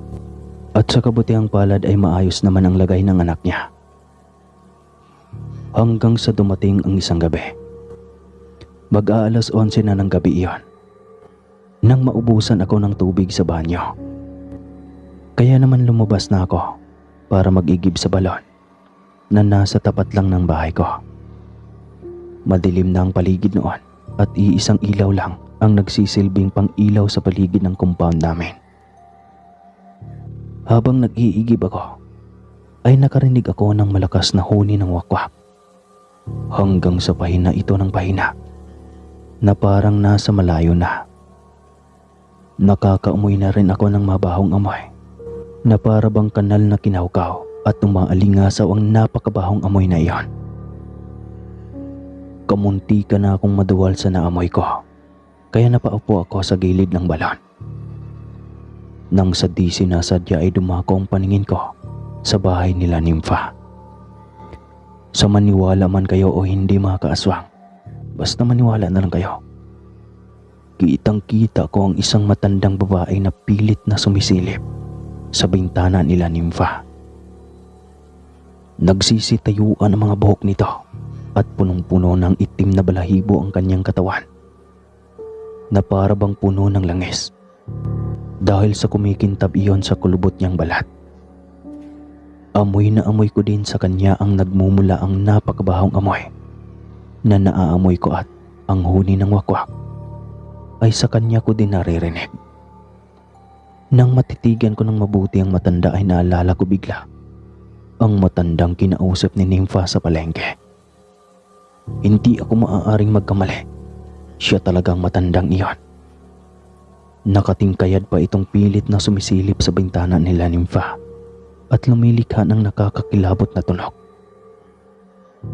Ilang sandali pa ay narinig ko ang boses ni Nympha na parang nasasaktan at sumisigaw na ito sa takot. Kaya naglakas loob na ako at sinigawan ng matanda. "Hoy, aswang! Animal ka! Ikaw palang pabalik-balik dito sa amin. Kilala kitang hayop ka. Ipapatugis kita sa asawa ko." Pagsusumigaw ko at binato ko pa ng hawak kong tabo ang matanda. Napaatras ako sa takot nang ibaling sa akin ng matanda ang kanyang paningin. At nakita kong pulang-pula ang mga nagbabaga nitong mga mata na kulang na lang ay lumuwa na iyon sa laki. Nakita ko rin na walang humpay sa pagtulo ang malalapot niyang laway at iilan na lang ang nakikita kong matutulis niyang mga ngipin sa bibig. Umangil pa ng malakas ang aswang na lalong nagpakilabot sa akin. Akmang susugurin na sana ako ng matandang aswang nang magising na ang mga kapitbahay namin at nagsilabasa ng mga ito. Mabilis na tumakbo ang aswang at nakita kong sa taas ng tarangkahan namin ay tinalon niya lang iyon. Nang makalabas na siya ay bigla na lang itong naging malaking pusa at nagtatatakbo na palayo sa amin. Hanggang sa nawala na ito sa aking paningin. Agad naman akong kumaripas ng takbo pupunta sa bahay ni Nympha. Kasunod ko ang iilan sa mga kapitbahay namin at kinatok siya dahil sa nagsisigaw pa rin siya sa takot. Doon ay napag-alaman naming nakita niya rin pala ang matandang babae. Ipinapasok na nito ang kahabaan niyang dila na pilit inaabot ang natutulog na si Nympha. Nang magising siya dahil sa sakit ng tiyan ay nakita niya ang aswang na naninilip sa bintana. Ikwento ko rin sa kanila ang mga kakaibang napapansin ko ng mga nagdaang gabi at araw. Doon ay naniwala silang maging sa sentro ng probinsya ay laganap din ang mga aswang. Kung kaya mas lalo pa kaming naging maingat. Magmula ng pangyayaring iyon ay hindi ko na muli pa nakita ang matanda. At ilang linggo lang ang lumipas ay bumalik na ng Maynila sila Nympha. Nang malaman din ng aking asawa ang nangyari ay pinasamahan na niya ako sa kapatid niya hanggang sa maipanganak ko ang panganay namin. Naging matiwasay naman ang pamumuhay namin at hindi nagaano pa ang mga nagpaparamdam. Hanggang dito na lang po ang aking kwento mga kaaswang. Maraming salamat po sa inyo. Muli po, ako po si Vina ng North Sagaray, Bulacan.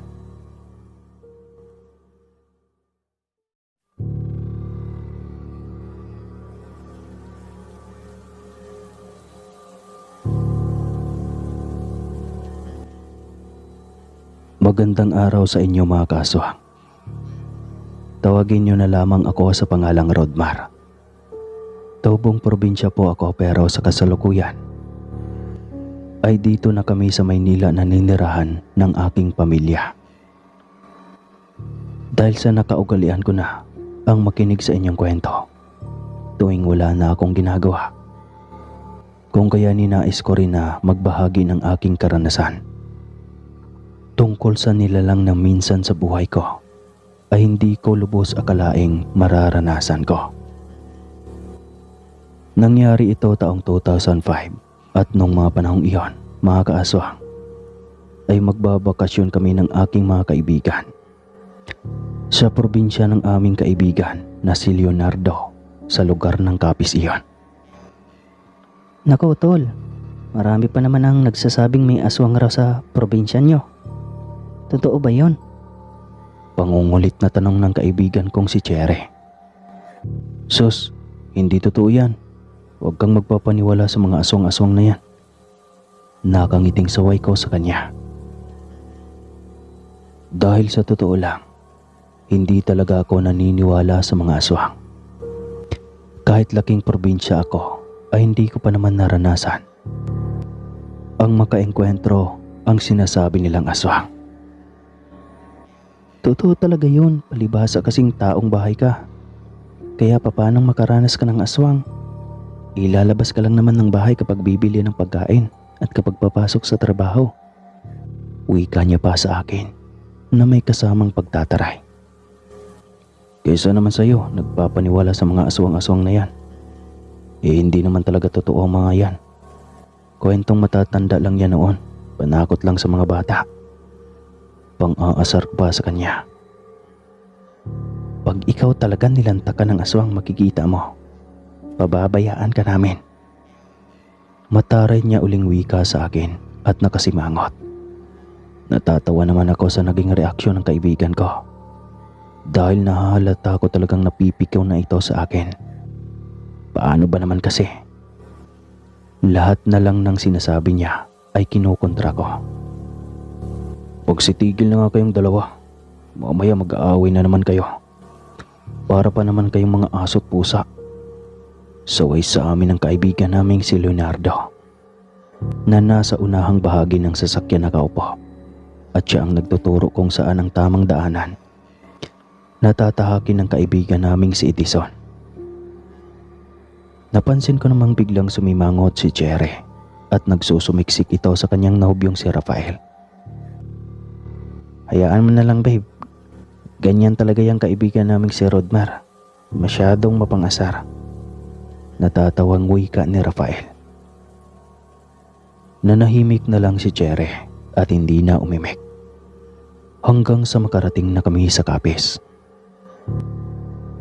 Makalipas ang ilang oras, ay may nadaanan kaming nakaharang na puno sa gitna ng daanan. Kaya inihinto namin ni Edison ang sasakyan. At sandali kaming lumabas para makiusisa kung ano ang nangyayari. Manong, ano ho ang nangyayari? Tanong ni Leo sa lalaking nakatayo sa gilid ng kalsada at nagmamasid sa nakatumbang puno ng kahoy. Hindi ko nga rin ho alam, sir. Kaninang umaga pagdaan namin dito, wala namang nakatumbang puno dito. Sagot ng matandang lalaki. O ganun ho ba? Patay tayo nito mga pre. Saan kaya tayo dadaan? Napapakamot sa ulong saad ni Leo. At inilibot pa ang kanyang paningin kung saan pwedeng dumaan. Teka ho Manong, may alam pa po ba kayong ibang pwedeng madaanan dito? Tanong ni Leo. Sinabi naman sa kanya ng matanda na mayroong ibang madadaanan. Kaya lang ay medyo may pagkamalayo iyon. Tsaka sa tingin niya umano ay aabutan kami ng gabi bago makarating sa baryo ng kaibigan namin. Ayos lang po kung matatagalan kaming makarating sa baryo Manong. Kesa maghintay kami ng matagal dito at abutan ng gabi. Mukhang mas nakakatakot abutan ng gabi rito eh. Wika ni Leo sa matanda. Tumangaw-tangaw lang naman ang matanda Tama nga naman kasi ang sinabi ng kaibigan ko, mga kaaswang. Mukhang mas nakakatakot nga naman kung aabutan kami ng dilim sa daanang iyon. Bukod sa walang masyadong dumadaang sasakyan, wala pang kabahay-bahay na nakatirik sa gilid. Kaya sobrang tahimik at nakakatakot talaga kapag naabutan ka ng gabi roon. Kaagad na kaming bumalik sa loob ng sasakyan at agaran ng pinaandar ni Edison ang sasakyan. Habang binabagtas namin ang daanang itinuro ng matanda, napapansin naming tila ba wala na kaming mga kabahayang nadadaanan at puro nagtataas ang mga puno't talahiban na lang ang nasa gilid ng daanang iyon. Sobrang layo naman pala ang sinabing daanan ng matandang iyon. Rinig kong reklamo ni Leo at napapahampas pa ito sa upuan. Ayos lang yan, tol. Makakarating din tayo sa baryo nyo. Wika ko sa kaibigan ko. Makalipas ang ilang sandali ay magdidilim na, ay hindi pa rin namin nararating ang bungad ng baryo nila. Kaya naman nagpanik na kaming magkakaibigan. Habang bumibiyahe kami, ay tahimik lang na nagmamaneho ang kaibigan naming si Edison ng mga oras na iyon. Hanggang sa nagulat na lang kami nang biglang nagpreno ito ng sasakyan. Kaya kamuntika na kaming mapasubisob. Dahil sa nangyari ay tinanong ko ito kung ano ang nangyari at bakit siya biglang huminto. Hindi naman ito sumagot kaagad at napuna kong may sinipat-sipat pa ito sa harapan ng sasakyan. Kaya tinapik ko siya sa balikat at tinanong kung ano ang nangyari at ano ang hinahanap niya sa labas ng sasakyan. Kaagad naman siyang sumagot at nagwikang may nakita umano siyang babaeng nakaitim ang damit na biglang tumawid sa daanan. Kaya iyon ang naging dahilan kung bakit siya napahinto. Tol, baka napuruhan mo ang babae. Tara tignan natin. Wika ni Leo kay Edison. Sa pag-aakala ko ring nabundol nga ng kaibigan ko ang babaeng sinasabi nito. Kaya lumabas na rin ako ng sasakyan at nilapitan sila. Nasa pagkakataong iyon ay tinignan nila ang harapan ng sasakyan. Pagkatapos ay sumilip na rin sa ilalim dahil baka nga nasagasaan ng babae at napunta sa ilalim. Subalit nang silipin nila iyon ay wala raw naman silang nakita. Kaya napakamot na lang sa ulo si Leo at tinapik si Edison na baka inaantok lang ito. Mabuti pa tol, ako na lang ang magmaneho muna. Baka inaantok ka na o kaya pagod. Kung ano-ano na iyang nakikita mo, wika ako sa kaibigan ko. Napapakamot naman siya sa batok at kaagad nang sumang-ayon. Aniya pa, baka nga napapagod lamang siya sa pagmamaneho. Kaya kung ano-ano na iyong nakikita niya, o di naman kaya'y namamalikmata lang siya. Inaya ko na silang bumalik na sa loob ng sasakyan para magpatuloy na kami sa pagbibiyahe. Pagkat napakadilim na sa bahaging iyon at nakakatakot na sa parting aming hininto ang kalsada. Umihi kami saglit sa kilid ng kalsada at noong naglalakad na kami pabalik sa sasakyan ay biglang humangin ng malamig at napakalakas na para bang bigla ang may bagyong paparating. Kaya naman nagmadali na kaming pumasok sa loob ng sasakyan. Bigla kasi akong nakaramdam ng kakaiba sa paligid. Yung bang parang may nagmamasid sa amin na mga mata. Idagdag pang walang kabahay-bahay sa parte kung nasaan kami o kaya poste man lang ng ilaw sa kalsada. Matalahib rin at nagtataas ang puno ang mga gilid na may nag-iisang malaking puno ng balete. Par, bilisan mo ng pagpapaandar. Nakakatakot naman dito. Rinig kong wika ni Rafael. Agad ko namang pinaandar ang sasakyan habang si Edison naman ay nakita ko sa salaming papikit-pikit lang. Sapagkat hindi ito makapaniwala kung totoo ba yung nakita niya o namamalikmata nga lang ba siya. Huwag mo nang isipin yung nakita mo tol. Baga namamalikmata ka nga lang. Mas mabuti pang matulog ka muna. Gigisingin ka na lang namin kapag makarating na tayo sa bahay ni paring Leo. Wika ko sa kanya. Sige tol, mas mabuti pa nga siguro. Iidlip na muna ako. Tugon niya sa akin. Makalipas ang ilang sandali. Habang binabagtas namin ang daanan, ay hindi pa rin namin marating ang bungad ng baryo nila. At nasa liblib na kalsada pa rin kami. At tila ba paikot-ikot lang sa dinaraanan. Sa kadahilanang paulit-ulit lang ang kantong aming nilalabasan at pinapasukan. Kaya saglit kaming huminto at bumaba ako upang matanaw ang daraanan. Agad namang sumunod ring bumaba ang iba pang mga kasama ko. Nagtanong naman si Leo sa akin kung bakit bumaba umano ako, gayong napakadilim na. Kaya sinabi ko sa kanyang may kakaiba talaga sa mga nangyayari sa amin. Hindi niyo ba napapansing kanina pa tayo pabalik-balik sa dinadaanan natin? Gulat kong tanong sa kanila. Napapansin ko rin yun. Kani-kanina lang, nakita ko kasing paulit-ulit lang tayong bumabalik sa kantong dinadaanan natin. Sagot ni Rafael sa akin. Akmang magsasalita na sana ako habang tinatanaw namin ang daanan. Nang may biglang malaking ibon ang lumapag sa bubungan ng sasakyan. Laking gulat at lakas ng kabog ng dibdib ang naramdaman ko ng mga oras na iyon. Dahil sa sobrang lakas ang kalabog na narinig namin.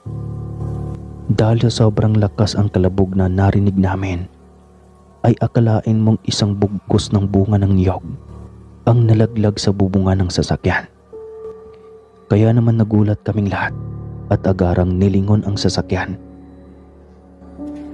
Nakita ko pang sumiksik si Cherry sa nobyo niya na halatang natatakot na rin.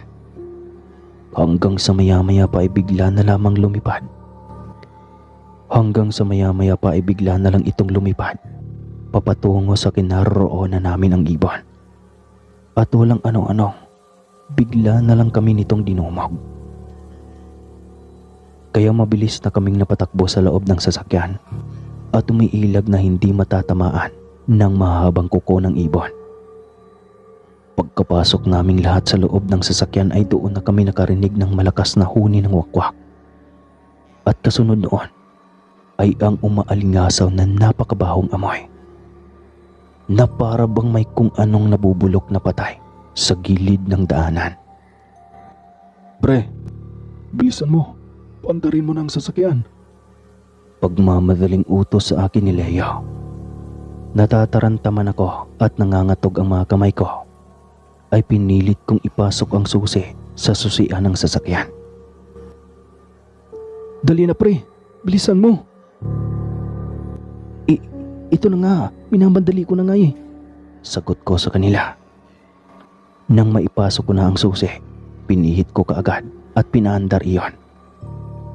Subalit bago pa man kami makaarangkada ay nanlaki ang aking mga mata. Nang may natanaw akong matandang babae sa di kalayuan. Nakatayo ito sa gitna kung saan kami dadaan habang natatamaan ito ng ilaw ng sasakyan namin. Sobrang lakas pa rin ang kabog ng dibdib ko at pinagpapawisan ako ng malalapot. Dahil sa buong buhay ko ay noon pa lamang ako nakakita ng ganoong itsura ng matanda. Sobrang nakakatakot iyon at nakakapanghilakbot. Mahaba at buhaghag ang mga mahabang buhok nitong kasing tigas ng alambre. Umaangat at kusang gumagalaw pataas na para bang may sariling buhay iyon. Namumulang nanlalalim ang mga matang nagbabagang nanlilisik na nakatagilid at nakatitig sa amin. Habang ang laway naman nito ay nag-uunahang dumadaloy sa liig nito, pababa sa dibdib. Maalinsangan at napakabaho ng amoy nito na animoy, amoy imbornal o kaya ay nabubulok na patay ng hayop. Dahan-dahan kong pinaandar pa atras ang sasakyan. Subalit bigla na lamang kaming nagulat ng walang ano-ano. ay bigla na lamang itong sumugod papalapit sa amin. "Huwag kayong lalabas ng sasakyan. Huwag niyong buksan ang bintana." Sigaw ko at nagbandali ng pinaharurot ang sasakyan. Sa isip-isip ko pa noon, bahala na kung masasagasaan man kitang animal kang matanda ka. Di bali nang mamatay ka kaysa kaming magkaibigan ng mabawasan. Kaagad ko nang pinaharurot ang sasakyan papasalubong sa aswang. Dahil wala naman akong ibang paraan kundi ang salubungin ito para makalagpas kami sa daanang iyon. Nang walang ano-ano ay bigla na lamang itong lumipad papunta sa bubungan ng sasakyan namin. Kaya napasigaw na kami sa loob dahil sa takot na nararamdaman habang patuloy ko pa rin pinapaharurot ang sasakyan. Nakita ko pang biglang nag-iba ng anyo ang nilalang at naging isang napakalaking ibon iyon at para bang kasing laki ng payong ang mga pakpak. Nang tignan ko iyon habang papunta sa taas ng bubungan. Aswang! Aswang pre! Bilisan mo ang pagpapatakbo ng sasakyan.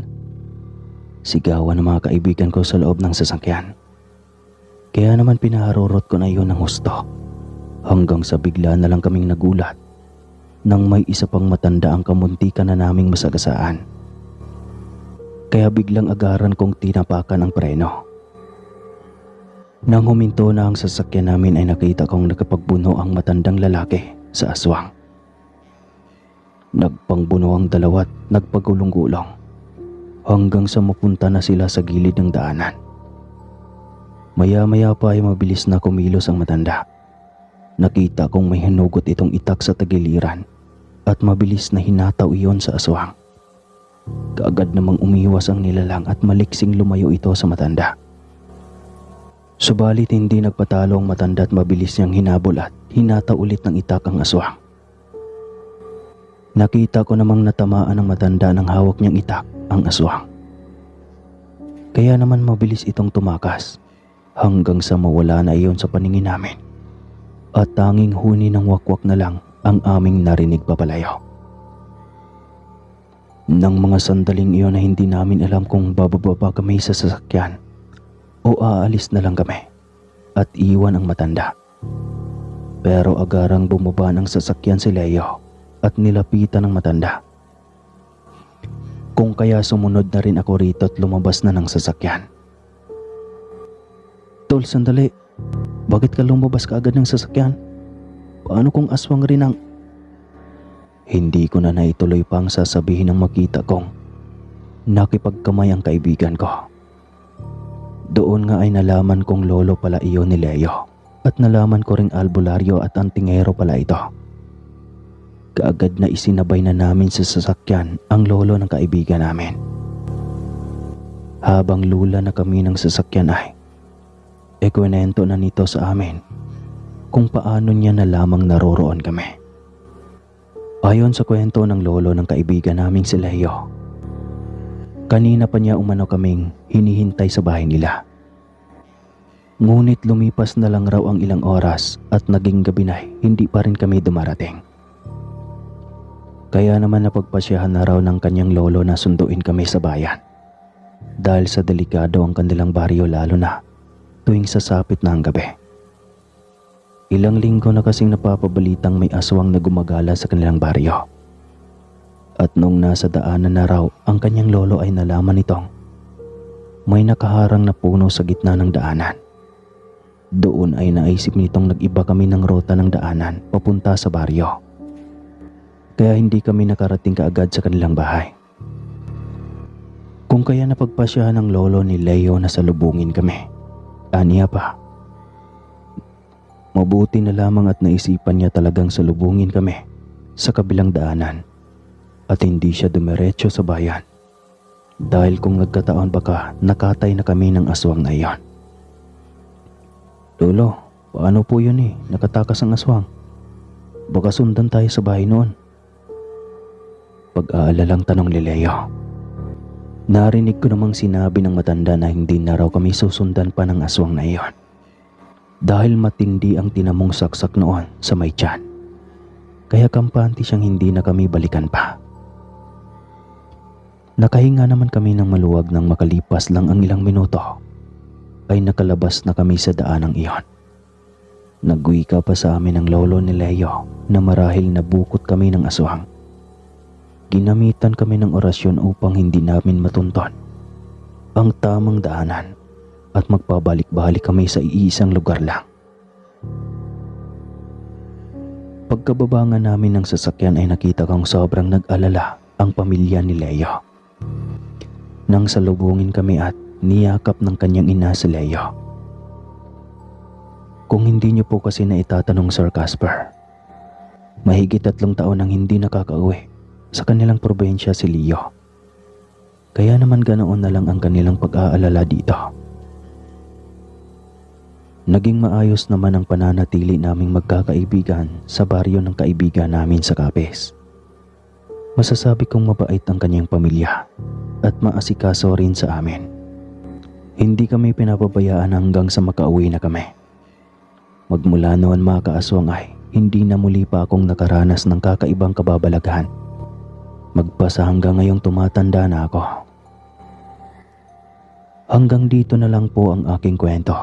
Maraming salamat at sana'y mapili niyong ibahagi sa inyong channel ang aking karanasan. Maraming salamat po muli. Muli po, ako po si Rodmar ng Maynila.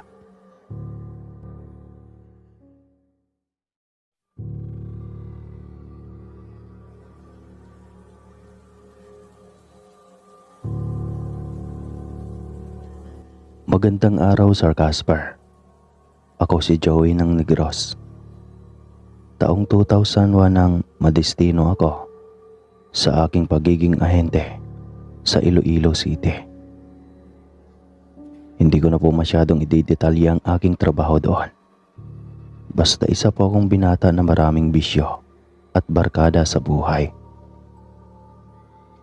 Alam ko na maraming may nakaalam tungkol sa kwento ng mag-best friend na babae na iaalay sana ng aswang na dalaga ang kanyang best friend para sa buong angkan. Ngunit nalaman ng dalaga ang plano, kaya pinagpalit niya ang baso na may pampatulog, maging ang posisyon ng kanilang pagtulog. Kaya ang nangyari, ang dalagang aswang ang kanilang napatay. Totoo iyon. May isa talagang puro ko sityo sa lugar na iyon, napugad ng mga aswang. At dahil sa pagiging mabarkada at mabisyo ko, maging ang liblib na iyon ay narating ko na. Noong una ay wala din naman akong ideya sa lugar. Dahil kung mayroon man, hindi sana di na ako tumuloy. Isa kasi sa mga katrabaho ko ang nagyaya sa akin na dumalo sa kaarawan ng kanyang ama. Basta may pulutan, paniguradong may inuman. Kaya walang pag-alinlangan akong sumama kay Tol Hosen. Hindi niya totoong pangalan. Sakto rin kasing day off ko sa trabaho kinabukasan. Ang layo pala dito, Tol. Halos na magana mga paa ko sa lakarin. Reklamo ko pa noon kay Tol Hosen habang naglalakad kami patungo sa kanilang sityo. Sinabi ko na sa iyo, malayo talaga dito sa amin. Sagot niya sa akin. Bakit ba kasi dito kayo nagpatayo ng bahay? Tanong ko pa rito. Dito kasi ang aming hanap buhay. Huwag ka na magreklamo. Bubusugin naman kita pagdating sa amin eh. Sagot na lamang nito. Ako itong uto-uto at sakim ng alak. Ayun, ngising aso sa narinig. Hindi man lang sumagi sa isipan ko kung bakit ako lang mag-isa ang imbitado sa dami naming magkatrabaho. Hindi nga alam ng mga kasamahan ko na may pupuntahan akong pagdiriwang. Pili lang daw kasi ang mga bisita. Mabarkada ako ngunit hindi rin naman ako matalak. Tahimik lang akong tao. At kapag may tama na ng alak, tsaka lang ako naging maingay. Pagdating ng kanilang bahay medyo maraming ang mga panauhin. May nagtatagay na nga rin. Takip silim na rin ang makarating kami. Ang out namin sa trabaho ay mga alas 4. Dumating kami mga alas 6 na. Sobrang layo ng lakarin matapos sumakay ng tricycle. Pero may mga iilang bahay rin naman na madadaanan. Mukha nga lang walang tao. Diyos, makainin mo muna ang bisita mo. Siguradong gutom na iyan. Utos ng isang lalaking nasa kalagitnaan yata ang edad.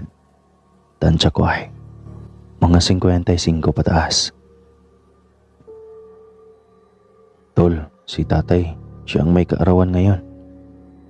Pakilala ni Hussein sa kanyang ama. Maligayang kaarawan, tay. Tanging bati ko rito.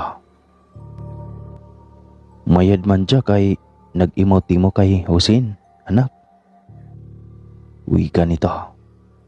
Tumingala ako kay Hussein. Nanghingi ako ng tulong dahil wala akong maintindihan sa sinabi nito. Mabuti naman at nahalata agad ni Hussein na wala akong naiintindihan sa sinabi ng kanyang ama. Sabi ni tatay, mabuti naman daw at sumama ka sa akin dito.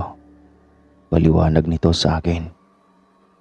Agad dumapo ang aking tingin sa Ginoo at ngumiti. Para na rin pong adventure. Maganda rin naman kasi kung bago ako umuwi ng Negros ay marami akong mapasyalang lugar dito sa Iloilo.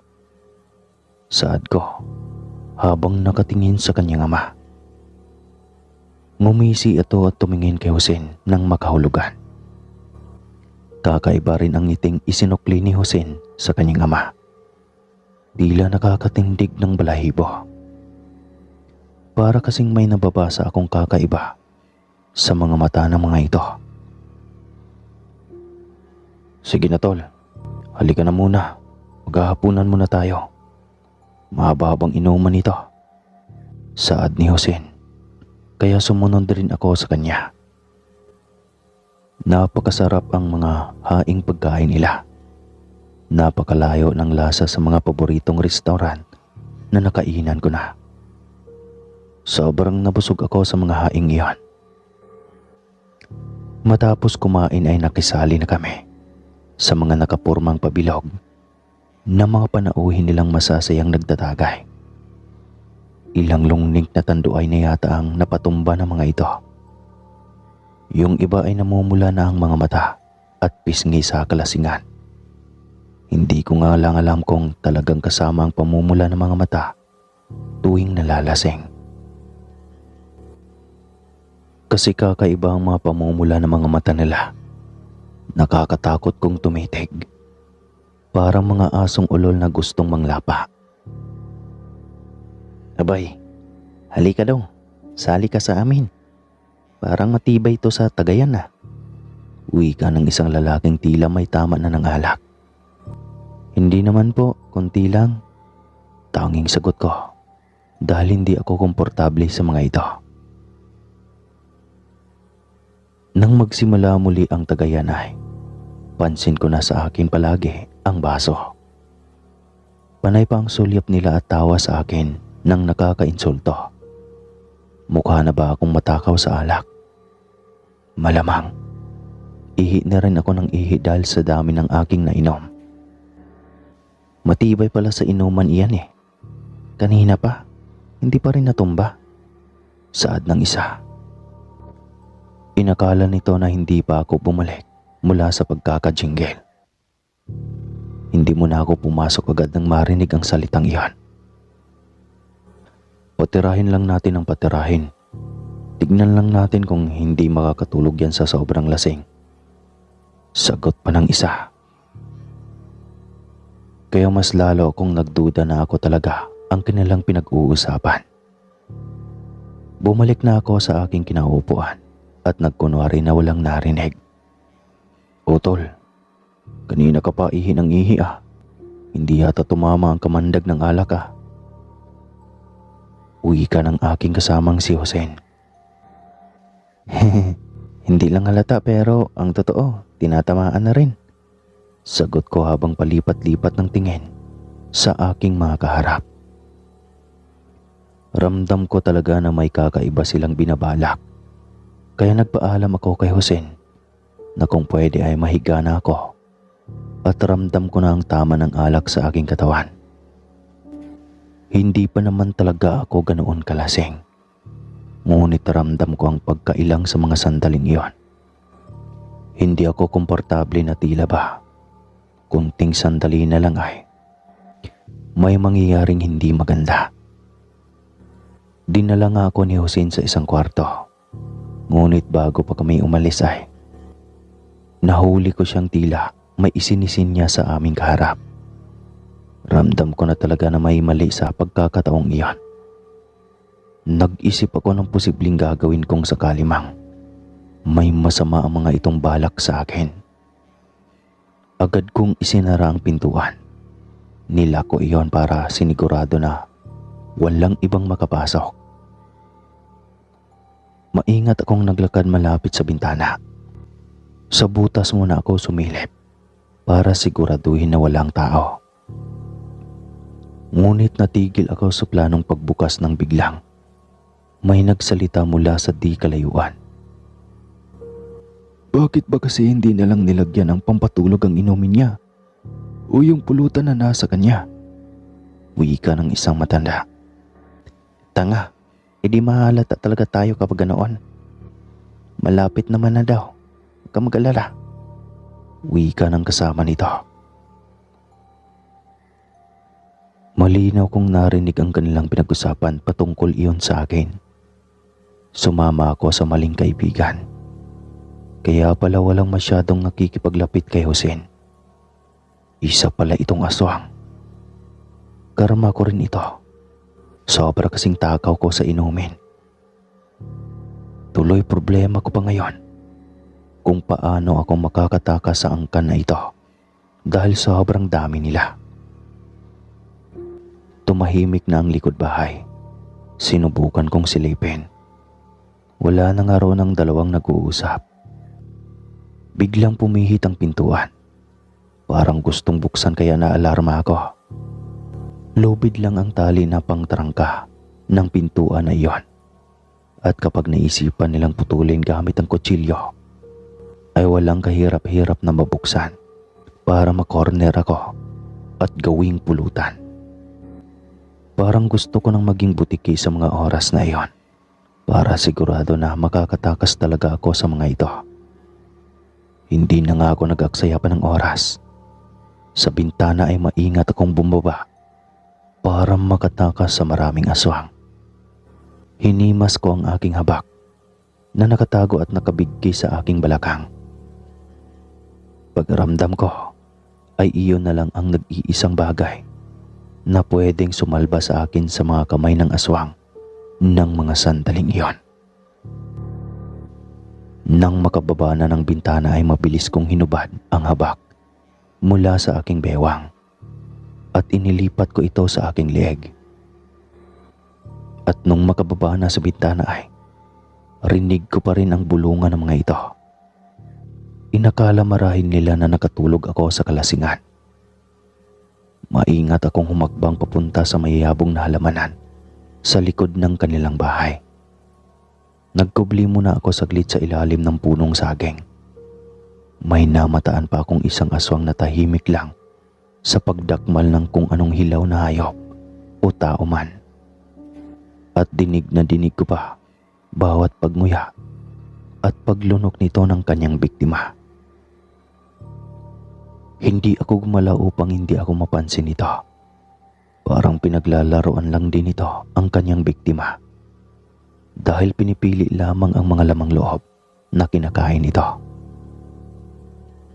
Madilim ang bahaging iyon ngunit dahil sa sinag ng buwan ay malinaw kong nakikita ang kanyang mga ginagawa. Dahil nasa parte siya kung saan tumatagos ang liwanag ng buwan. Nagkalat ang bituka ng kung anumang hayop na biktima nito. Halos maduwal pa ako habang tinitignan ang nilalang ngunit pinigilan ko ang aking sarili.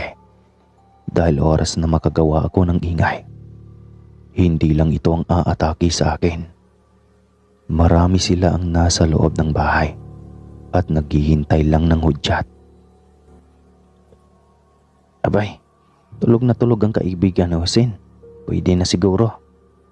Narinig kong wika ng isang lalaki. Marahil ang tinutukoy niya ay ang unan at sapatos na ginawa kong pormang tao para hindi nila mahalatang tumakas ako. Tinabunan ko ito ng kumot bago tuluyang bumba sa bintana ng bahay. Mabuti na lang at hindi ako napansin ng isang aswang na nasa harap ko na ngayon. Mga 7 di pa lang ang layo. Sobrang naaliw ito sa pagkain ng kanyang nabiktima. Magpakulo na ng tubig, utos ng isang ginang. Alam ko na inaiyo ni Jose. Nagbunyi ang iba at sobrang nasiyahan. Maging ang nilalang na nasa aking harapan ay mabilis na tumakbo at lumapit sa 3 aswang na may pinagtutulungang buhatin na malaking kaldero. Malamang ay tubig ang laman na pakukuluan dahil gamitin para sana sa akin. Mabuti na lang at nakababa na ako ng bahay at nakahanap ng paraan kung paano linlangin ang mga aswang. Ngunit hindi ko nasasabing ligtas na ako dahil lang nasa baba na ako ng bahay. Sobrang layo ko pa kasi sa kabihasnan at hindi pamilyar ang daan kung paano makalabas sa napakaliblib na lugar na iyon. Hindi ko na hinihintay pang madiscover ng mga ito na wala na ako. Naghanap na ako ng madadaanan para makalayo sa mga angka na ito. Naisip kong kapag may bahay akong makikita ay hihingi ako ng tulong. Ngunit bigla ko ring naisip na paano kung katulad rin nila itong mga aswang. Hindi na ako magpag-isip ng tama habang naglalakad mula sa di kalayuan. Alam ko na ilang sandali na lang ay madidiscover ng mga ito na wala na ako roon. Rumaragas ang talon ng aking narinig mula sa di kalayuan. Sinundan ko ang tinig hanggang sa unti-unting papalakas ang tunog. Hudyat na malapit na ako sa talon. Tumayo muna ako sa gilid at nagpalinga-linga. Sobrang tahimik lang ng paligid at wala namang kakaiba maliban sa tunog ng talon. Kinalaunan, unti-unti kong niloblob ang aking sarili sa tubig. Naalala kong may dinaanan kaming tulay ni Jose nang sumakay kami sa tricycle. Posibleng konektado ito doon, kaya sinubukan kong dito sa batis dadaan. Bahala na kung saan ako dadalhin ng tubig. Tila na'y masmasan na rin ako sa pagkalasing dahil sa paglublob ko ng aking katawan sa malamig na tubig sa batis. Mula sa di kalayuan ay may narinig akong huni na kakaiba. Marahil ay mga aswang na iyon. Posible rin na na-discover na nitong nakatakas na ako sa kanila. Ang plano nila ay sa pinakaluang tubig ako iloblob. Subalit ang plano ng may kapal ay sa malamig na batis ako iloloblob upang may masmasan.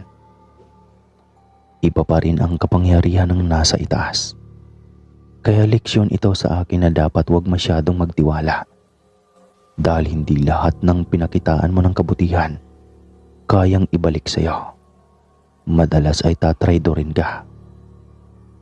Sino bang mag-aakala na sa tagal na naming magkasama ni Jose ay nagawa pa ako nitong ipagkanulo sa kanyang angka na puro aswang. Hindi na muna ako gumalaw at tanging ulo lang ang iniahon ko mula sa tubig. Nang may marinig ulit ako ng mga nilalang, ay tumigil akong muli at hindi muna gumalaw. Dito, may naaamoy akong kakaiba. Marahil ay dito dumaan iyon. Saad ng isang aswang. Bigla akong kinabahan. Naaamoy rin nila ako. Mukhang hindi na nga ako makakauwi pa. Paniguradong matutunton ako ng mga ito. Dahil kaya nila akong hanapin gamit ang pang-amoy lang. Panalangin na lang talaga ang kaya kong gawin sa mga sandaling iyon.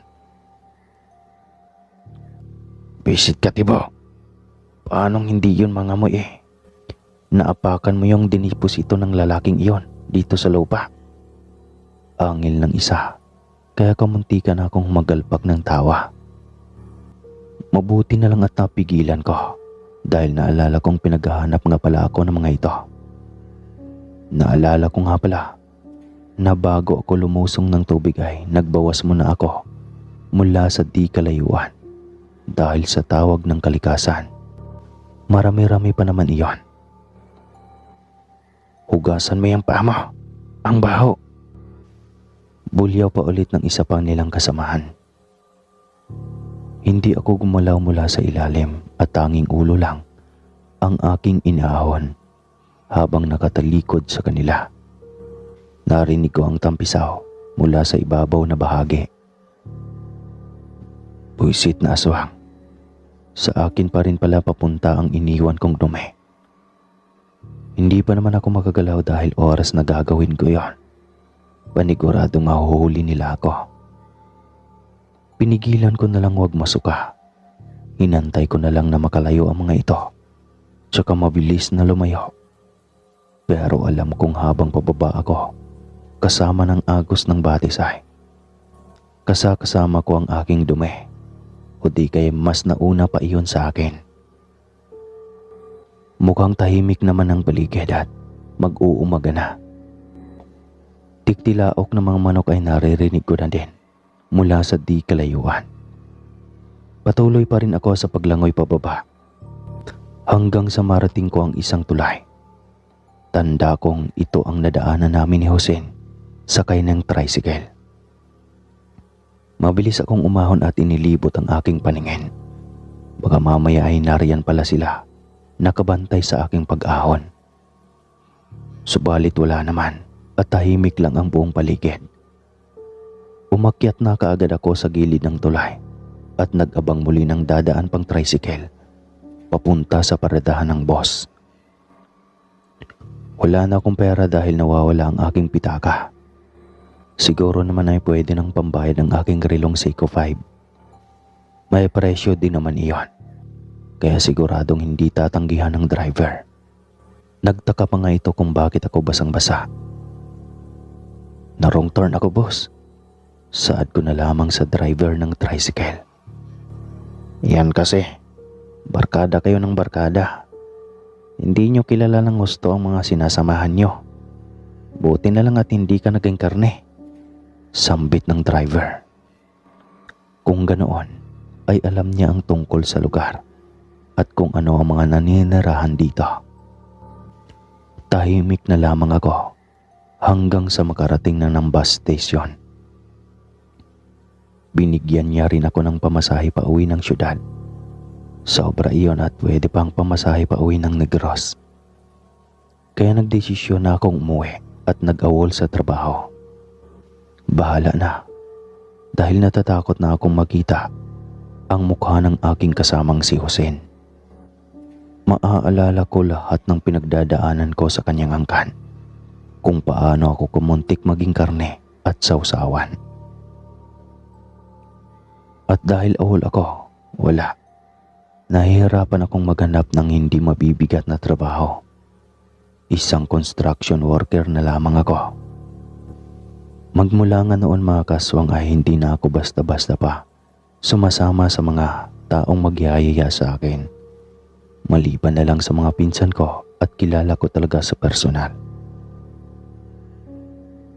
At hanggang dito na lang po ang aking kwento mga kaswang. Maraming salamat po sa lahat ng nakikinig ngayon. Muli po, ako po si Joey ng Negros. Ay, grabe. Hirap na hirap ako. Hello po mga kaswang.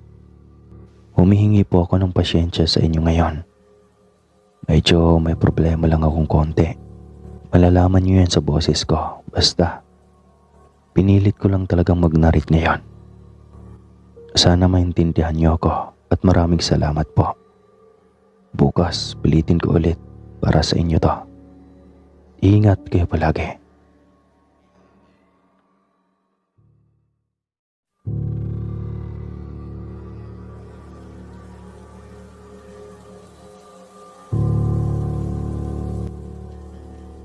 Isa akong embalsamador ng mga patay. At nasa 5 taon ko nang ginagawa ang ganoon. Ngunit isang pagkakataon na hindi ko malilimutan ay noong dalhin sa punerarya ng buong pamilya ang bangkay ng isang matandang nasa 127 anyos na raw. Buong araw na daw itong patay, kaya gusto na ng mga itong imbalsamahin na. Pinapasok ko na ito at isusunod ko na lang sa mga nakahilerang bangkay. Augusto, unahin mo na siguro ang matanda. Malaki raw ang tip ng pamilya. Gustong maimbalsama kaagad. Utos ng may-ari sa akin. Pinuntahan ko kaagad ito. Kinuha ang patalim na gagamitin para hiwaan ang lieg. Nang biglang gumalaw ang kamay nito. Nang buksan ko ang puting kumot na nakatakip ay bumungad ang isang pamilyar na mukha. Si Lula Pasita pala. Ang kapitbahay naming 127 ang edad. Ang noon pa man ay bulong-bulungan na sa amin na isang bantog at napakabangis na uri ng aswang. Hindi masyadong pamilyar sa akin ang mga anak nito dahil ang pangatlong anak lang nito ang kasama sa bahay. Ang iba ay sa ibang lugar na nakapagpamilya. Ang bunso daw ay matandang dalaga, ngunit katulad nila ay may katandaan na rin. Hindi ko pa ito nakikita kahit kailan dahil may sariling bahay ito sa bayan at minsan lang kung bumisita sa ina. Inday ang palayaw nila sa nasabing bunso. Tinignan ko ang lieg at kitang-kitang tumitibok pa ang puso nito at humihinga pa rin. Napatakbo ako sa labas para tawagin ang kanyang mga anak at sinabi na buhay ang kanilang ina. Imposible naman yata yan. Patay na ang nanay kagabi pa. Saad ng panganay at tumalima na ito papasok ng punerarya. Mabilis rin ang mga hakbang ng mga kapatid nito. Nakasunod lang sa panganay sa kung saan ito patungo. Mabilis nilang nahanap ang kanilang ina. Nanatili lang akong nakasunod habang tinitignan ang mga reaksyon ng mga ito. Imposible naman. Wala na siyang buhay noong dinala namin siya dito. Wika nito habang tinitignan ang dibdib ng ina. Maging ang pulso nito ay hinawakan din at bumaling sa akin. Wala namang pulso ang ina. Patay na siya. Saad nito. Kaya lumapit ulit ako para tignan ulit ang paghinga nito. At maging ang pulso nito ay hinawakan ko ulit. Ngunit laking gulat ko nang makitang biglang dumilat at pumikit muli. Napaatras ako at napasigaw na siyang ipinagtataka ng mga anak nito. Bakit? Tanong pa ng lalaking anak na medyo matanda na rin. Buhay pa talaga ang ina niyo. Kita ko pang dumilat ang mga mata niya. Tarantang wika ko. Pasyensya na. Hindi ko ho kayang imbalsamahin ang pasyente ninyo. Buhay talaga siya. Litanya ko ulit. Nakita ko ang pagkadismaya nila habang nagkatinginan sa isa't isa. Animoy nabigo sa isang hangarin. Nasaan na ba kasi si Bunso? Tingin ko siya ang sagot sa lahat. Wika ng isa pa sa mga kapatid nito. 5 yata silang nag-uusap-usap at tila wala nang pakialam sa akin na nakikinig. Bakit kasi hindi na lang ikaw ang tumanggap, kuya? Pwede namang ikaw, di ba? Matatagalan lang tayo eh. Wika ng isang ginang. Ayoko no. Ikaw na kaya. Akala mo naman ganon lang kasimpleng tanggapin iyan. Sagot ng lalaking panganay. Alam ko na kaagad ang ibig sabihin ng mga ito. Kahit hindi nila literal na sasabihin, Hindi naman ako inosente tungkol sa mga aswang. Alam ko ang lahat maging kung paano ito isalin sa mga anak. Tumahimik na kayo. Wala tayong patutunguhan kung magtuturuan lang kayong lahat sa kung sino ang tatanggap. Kung wala namang magkusa, tahimik na lang ang gulo nyo. Litanya ng isa na tila napipiko na sa kanilang usapan. Ilang sandali pa ay may dumating na ginang. Kamukha nila ito. Kaya alam ko na kaagad na ito ang sinasabi nilang bunso. Sa pintuan pa lang ay nagkakarerahan na ang mga luha nito. Mabilis ang bawat hakbang ng ginang habang papalapit sa kinaroroonan ng kanyang mga kapatid. Kumusta ang nanay? Umiiyak na tanong nito sa mga kapatid. Sige na, Inday. Tanggapin mo na. Ayaw mo naman sigurong nahihirapan ng husto ang ating ina, hindi ba? Tanong ng isa sa mga bagong dating na ginang. Mukha naman itong may edad na pero napakaganda pa rin at ang kinis ng kutis. Ang tsismis noon na hindi daw nakapag-asawa dahil nabigo sa unang pag-ibig. Hindi natuloy ang kasal nila dahil nag-run away groom ang kasintahan nito nang madiscover ang lihim ng angkan. Bisperas na sana noon ng kanilang kasal. Nakita kong humakbang ito palapit sa ina. Hinawakan ng kamay at binulungan. Sige nanay, pwede mo nang lisanin ang mundo. Ako ang magpapatuloy ng iyong gawain. Pagkatapos nitong ibulong iyon, ay binuksan ang bibig ng matanda. Inilapit ang kanyang bibig. At ilang sandali sila sa ganoong posisyon na tila hinahalikan nito sa labi ang kanilang ina. Pagkatapos ng ilang sandali, dumistansya ng muli ang ginang sa matandang nakahimlay. At pagkatapos ay tahimik itong tumayo sa gilid ng matanda. Isa-isang lumapit ang lahat. Hinawakan ang ina sa magkabilang kamay. Ang iba ay nasa uluhan. Magpahinga ka, nanay. Hindi ka na maghihirap pang muli dahil sa pasaning ibinigay sa iyo ng malupit nating mundo. Saad ng panganay nitong anak. Pagkatapos ay tumingin na ito sa akin. Pwede mo nang imbalsamahin ang ina. Saad nito. Muli kong chinek ito. Matigas na nga at hindi na pumipintig ang puso. Hindi na rin ito humihinga. Kaya inumpisan ko na itong inimbalsama. Napakaitim pa ng dugo nito na parang kunti na lang ang kulang para maging totoong itim na kulay na. Ang matandang dalaga na bunso ay tahimik lang sa gilid habang nakatayo. Binabantayan nito ang aking mga galaw habang ginagawa ang proseso ng pag-imbalsama. Pasulyap-sulyap lang din ako rito at kung minsan ay napapapitlag ako sa gulat dahil sa paraan ng pagtitig nito sa dugong umaagos mula sa liig ng kanilang ina. Mabuti na lang at nariyan din ang kapatid nitong panganay. Ito ang umakay sa kanilang kapatid upang lumabas. Biglang nag-iba kasi ang ugali nito. Naging tahimik at tulala. Nakakatakot pa akong tumitig. Matapos patuluin ang bangkay, ay binihisan na ito at ipamake up na sa isa kong kasamahan para ma-deliver na sa kanilang bahay. Dahil kapitbahay ko ang mga ito, ay paminsay nakipagpuyatan din ako sa kanilang bahay. Nagsusugal.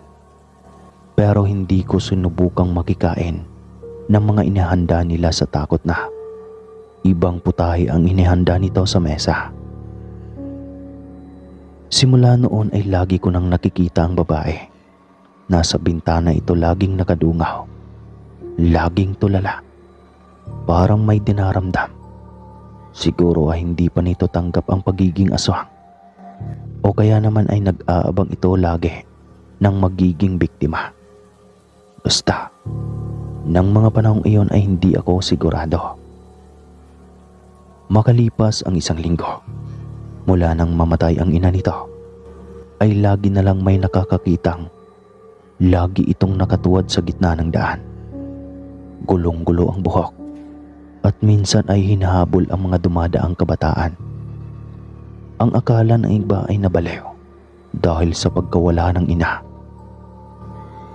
Ako ang saksi ng pagsali ng taglay ng ina nitong aswang sa kanya at malamang ay hindi makontrol ng anak ang sarili dahil hindi man lang niya naaral ang mahikong itim na mga aswang. Lagi itong wala sa sarili at ayaw kumain ng mga pagkain inihanda ng mga kapatid niya. Subalit lagi nila itong nahuhuli na may bitbit na mga alagang manok o di kaya'y bibe. Para pa itong asong baliw dahil nananakit kapag kinukuha nila ang bitbit nitong nangangalahati ng katawan ng alaga.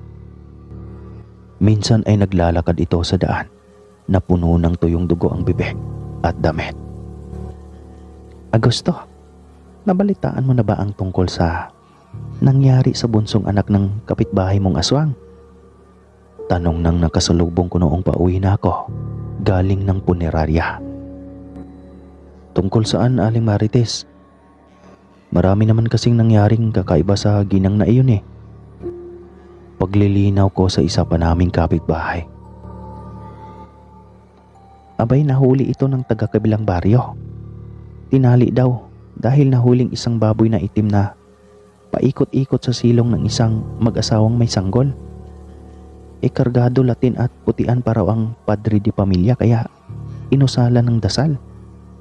Ayun, hindi makawala sa silong kaya itinali na.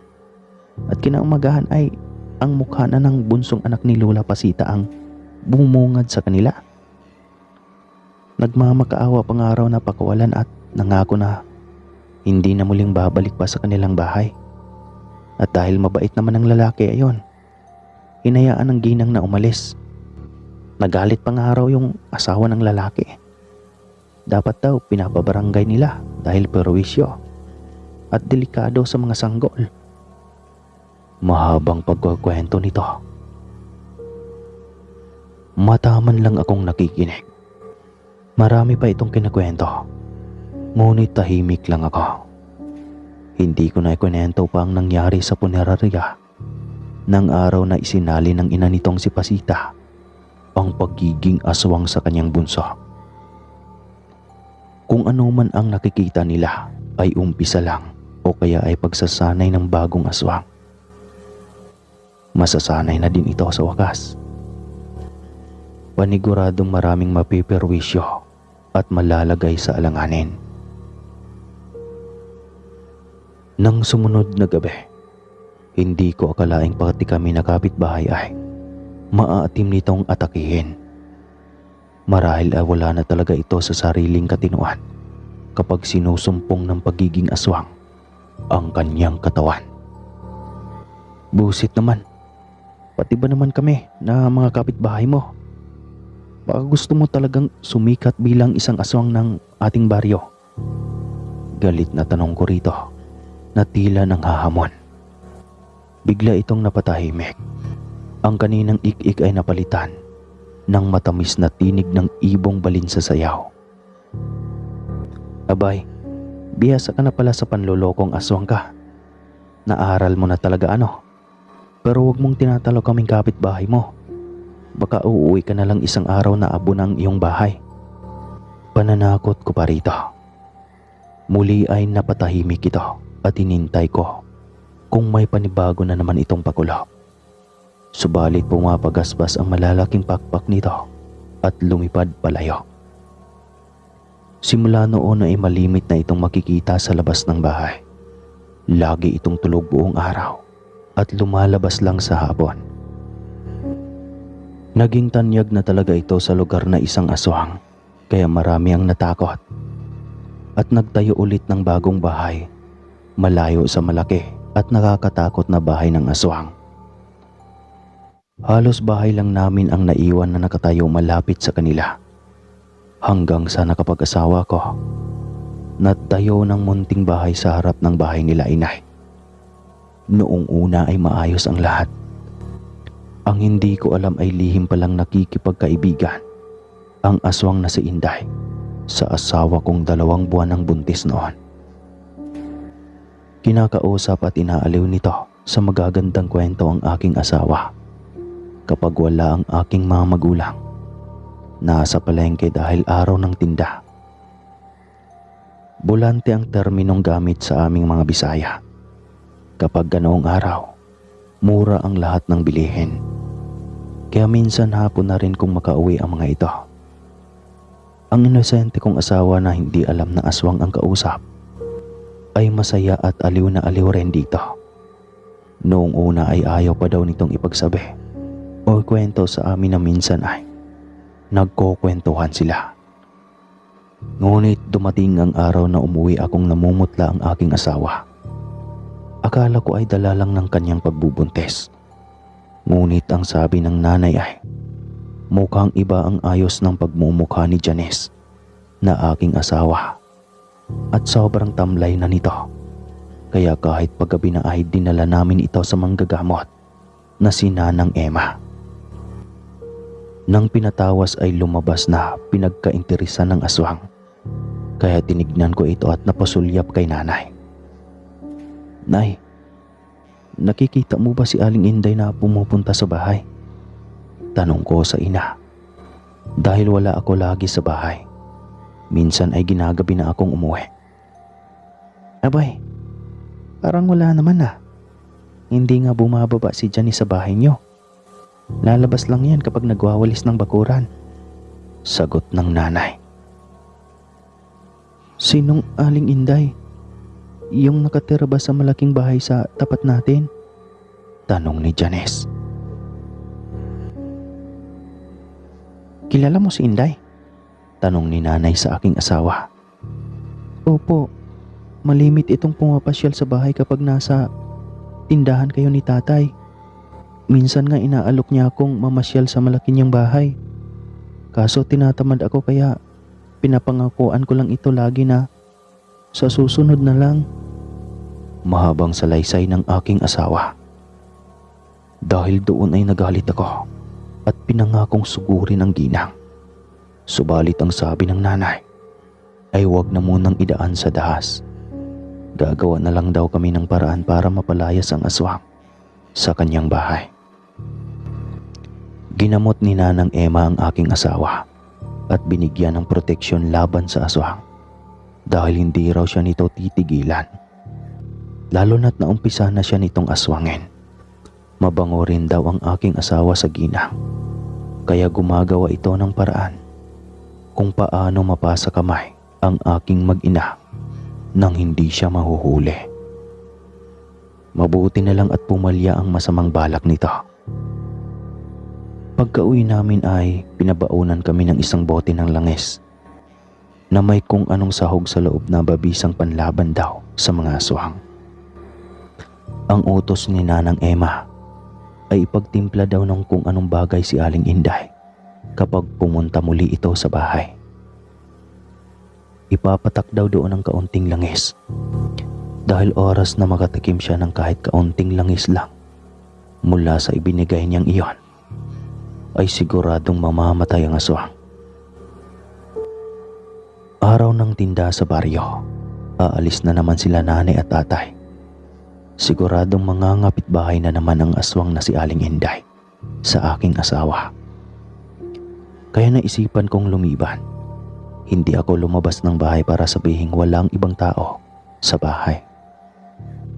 Ilang sandali lang ang lumipas nang makaalis sila nanay ay mabilis na ang mga hakbang ni Aling Inday na may bitbit na mangkok na may lamang pagkain. Ngiting-ngiti itong inaabot sa aking asawa ang dala at malugod din iyong tinanggap nito.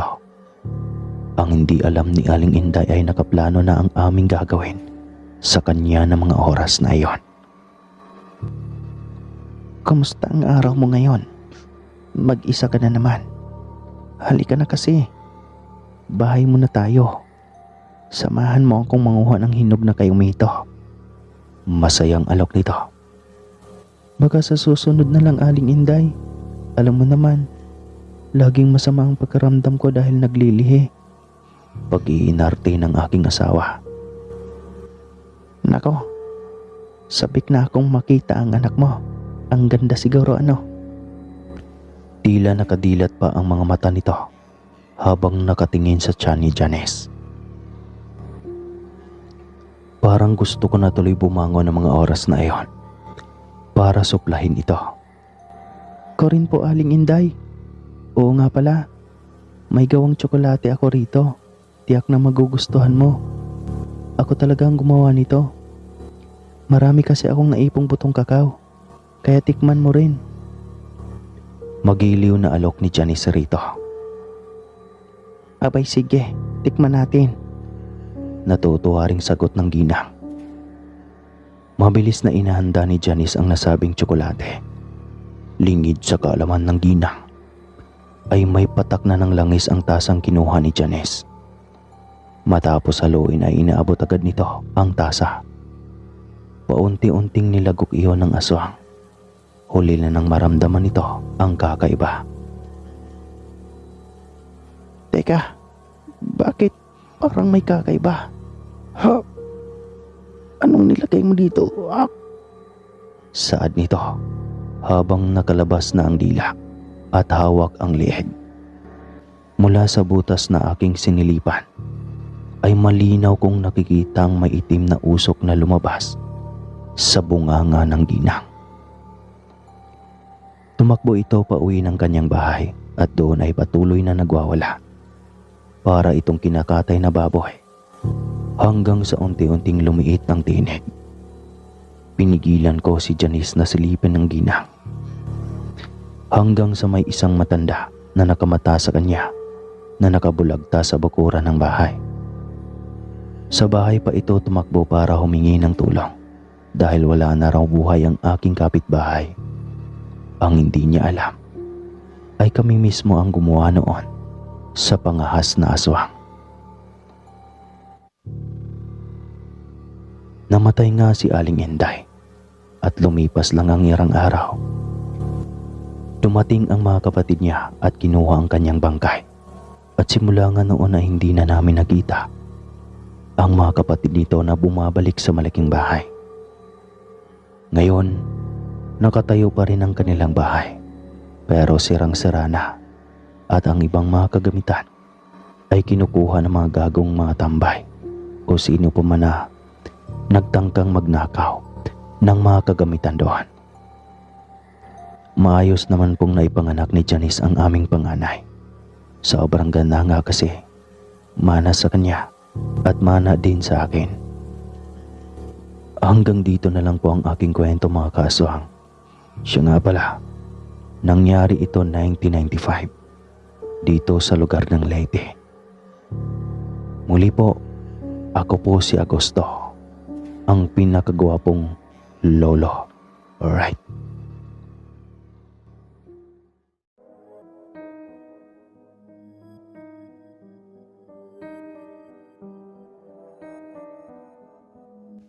Mapagpalang araw, Sir Casper. Tawagin niyo na lamang po akong Kevin. 30 anyos. Ako po ay hindi talaga taga rito sa Negros. Pero dahil sa aking trabaho, ay dito na ako nakabase ngayon.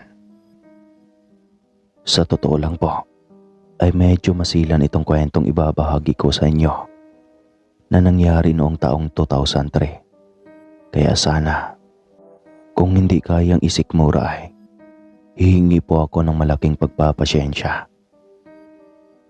Ako po ay tubong taga-Samar, pero dahil sa kurso kong nursing ay pinangarap kong makapag-aral sa isa sa pinakasikat na eskwelahan sa Dumaguete. Hindi sa magmamayabang, pero malalaki po ang aking nakukuhang marka. Masipag kasi akong magbasa at makinig sa lahat ng itinuturo sa amin ng aming propesor. Sa tuwing may activities kami sa science lab, ay ako ang isa sa pinakaaktibong estudyante. Lalo na't ang kurso ko ay nursing. At kailangan naming mag-dissect palagi ng mga hayop, pati na insekto. 4th year college na po ako nang may taga-ospital na dumating sa aming universidad. Inalok niya ang buong klase namin na tanggapin ang isang bangkay mula sa morgue. Nawala na daw kumukuhang kamag-anak. Pwede raw naming pag-aralan ang lahat ng parte ng katawan nito, pati na tipo ng dugo, mga lamang loob, utak at mga buto. Pumayag ang aming propesor dahil ito ang magiging unang pagkakataon na makakakita kami ng itsura ng isang bangkay na dinadissect sa personal. Sa totoo lang, ay hindi namin ito nakilala, pero dahil sa bangkay na iyon, ay nakatanggap ako ng malaking marka sa pagsusulit. Nakapasa ako at graduate ng maraming awards. Labis ang aking tuwa na alam kong makakapasok na nga ako sa gustong-gusto kong pasukang ospital, ay nagiging kabisado ko pa ang mga bagay na nasa ilalim ng katawan ng isang tao. Pagkatapos ng graduation rites, pinagpahinga lang kami ng isang buwan at pagkatapos ay recommended na kami sa OJTs sa ospital na dati lang ay pinangarap ko. Sa katunayan niyan, hindi ako maawat ng aking mga kaklase dahil sa sobrang tuwa. Matutupad na ang aming mga pangarap. At may sahod pa kami habang tinuturuan sa aming dapat na gagawing trabaho. Kaya naman madalas akong bumili na lang ng pagkain sa labas dahil mas nakakatipid ako at masarap pa ang kanilang mga paninda. Halos kada hapon ay bumibili ako ng barbecue sa labas ng ospital. Natatawa nga ako sa aking kasamahan. Palagi niya akong tinatakot na baka raw magkakanser ako. Palagi na lang daw kasi inihaw ang kinakain ko. Hindi ko na lang pinapansin at hinahayaan ko na lang sa biro nila. Tutal, nakakabisado ko naman na ang mga ugali nila. Mabuti na lang, kaibigan ko sila, ang babaeng nagtitinda ng barbecue sa labas ng ospital. Sabi niya, sa ospital din daw nagtatrabaho ang kanyang papa. Bilang imbalsamador nga lang. Hindi naman kami gaanong naging close nila, pero nakakausap ko siya sa tuwing nagkikita kami sa pwesto nila sa labas ng ospital. Marami silang mga paninda at sa pagkakaalam ko, patay na ang mama niya. Na-aksidente noong maliit pa lang daw siya, kaya lumaki siyang walang mama. Kahit hindi ako nakapagtapos ng culinary arts, ay puring-puri ko ang mga luto nila. Naisip kong may future siya sa pagluluto dahil masasarap ang timpla ng luto niyang mga pagkain. Kagaya ko, ay wala pa ding nobyo sila. Pareho kaming mahiyain. Ako, ayaw kong dumiskarte at sila naman ay nanginginig na daw sa tuwing may nanliligaw sa kanya. Hindi siya nagiging komportable. Hindi alam ni Lina ang babaeng tinutukoy ko ay siya. Ayaw kong aminin na siya ang pinakagusto kong ligawan. Mas mabuti na ding wala siyang alam para maiwasan na ang iwasan at ilangan sa pagitan naming dalawa. Baka kasi ang pagkakagusto ko lang sa kanya ang maging dahilan kung bakit niya ako iiwasan. Nagulat ako ng isang araw ay nang malaman kong mag-aaral na siyang muli. May maliit na eskwelahan sa di kalayuan ng ospital na pinagtatrabahoan ko. Kagaya ng madalas kong ikulit sa kanya, ay culinary arts ang kanyang kinuhang kurso. Naging masaya naman ako kahit papano sa kanya, kahit madalang na lang kaming magkita. Ayos lang naman kasi gusto kong makapagtapos muna siya ng pag-aaral bago ako magtapat, dahil nga alam kong may pangarap pa siya. Pero hindi naman pala ganoon kadaling magtago ng nararamdaman. Sa bawat araw na nangungulila ako sa kanya, ay hindi ko maiwasang matakot na baka may makilala siyang iba at makalimutan ako.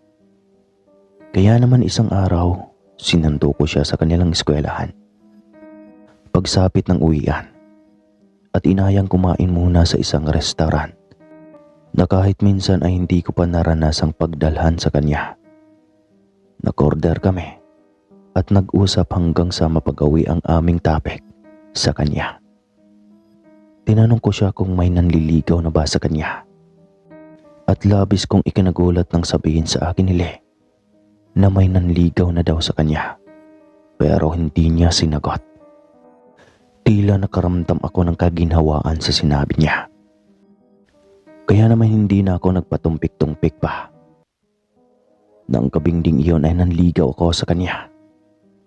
Asang-asa ako na may katugon ang damdamin ko para sa kanya. Pero nagkamali ako. Aniya, hindi pa raw siya handang ipakilala sa akin ang tunay na siya. Natatakot daw siyang husgahan ko at ng pamilya ko. Nalungkot ako pero mas lamang ang paghihimagsik ko.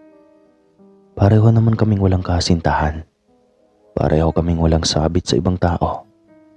Ngunit bakit ba niya ako tinanggihan? Nararamdaman ko naman na pareho kaming gusto ang isa't isa. Dahil sa kanyang ginawa, naisip kong matyagan siya para malaman kung baka may tinatago siya sa akin. Sinusundan ko siya kahit saan. Sa eskwelahan, sa bahay, at sa pwesto nila sa harapan ng ospital.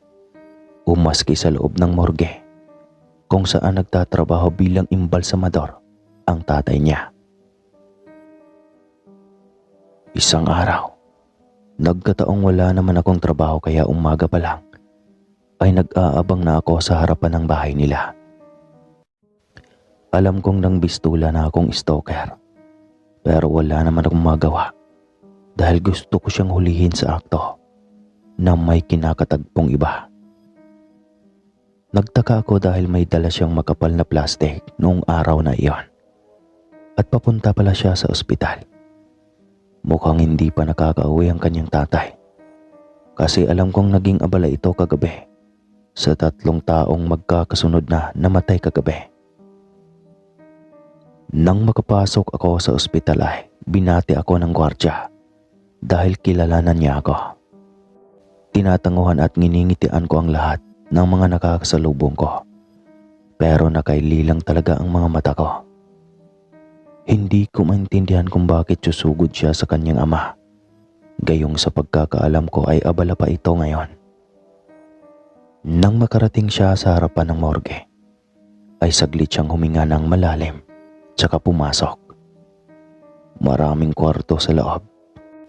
At sa tansya ko ay nasa 3 imbalsamador ang nagtatrabaho doon.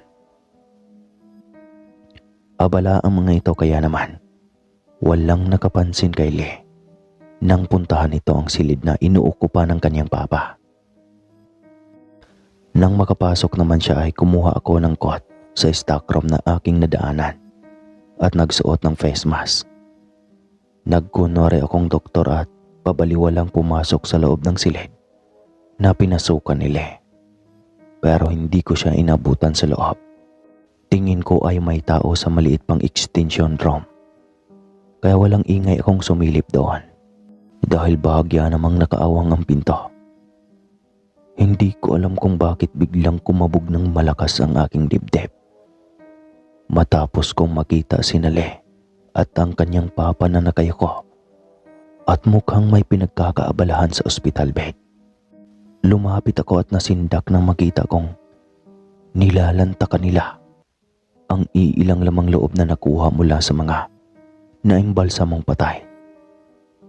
Nanditiri at nanginginig akong napaatras na ikinaagaw ng pansin nila. Sisingasing na sana si Lee, ngunit nakilala niya ang aking mukha nang aksidenteng mahulog ang suot kong face mask. Nang magkaroon ako ng pagkakataon ay Nagtatatakbo ako paalis sa lugar na iyon. Hindi ko alam kung bakit nandidiri ako sa ginawa nila. Bakit ba kasi kinakain nila ang mga lamang loob ng mga taong naimbalsa mo na?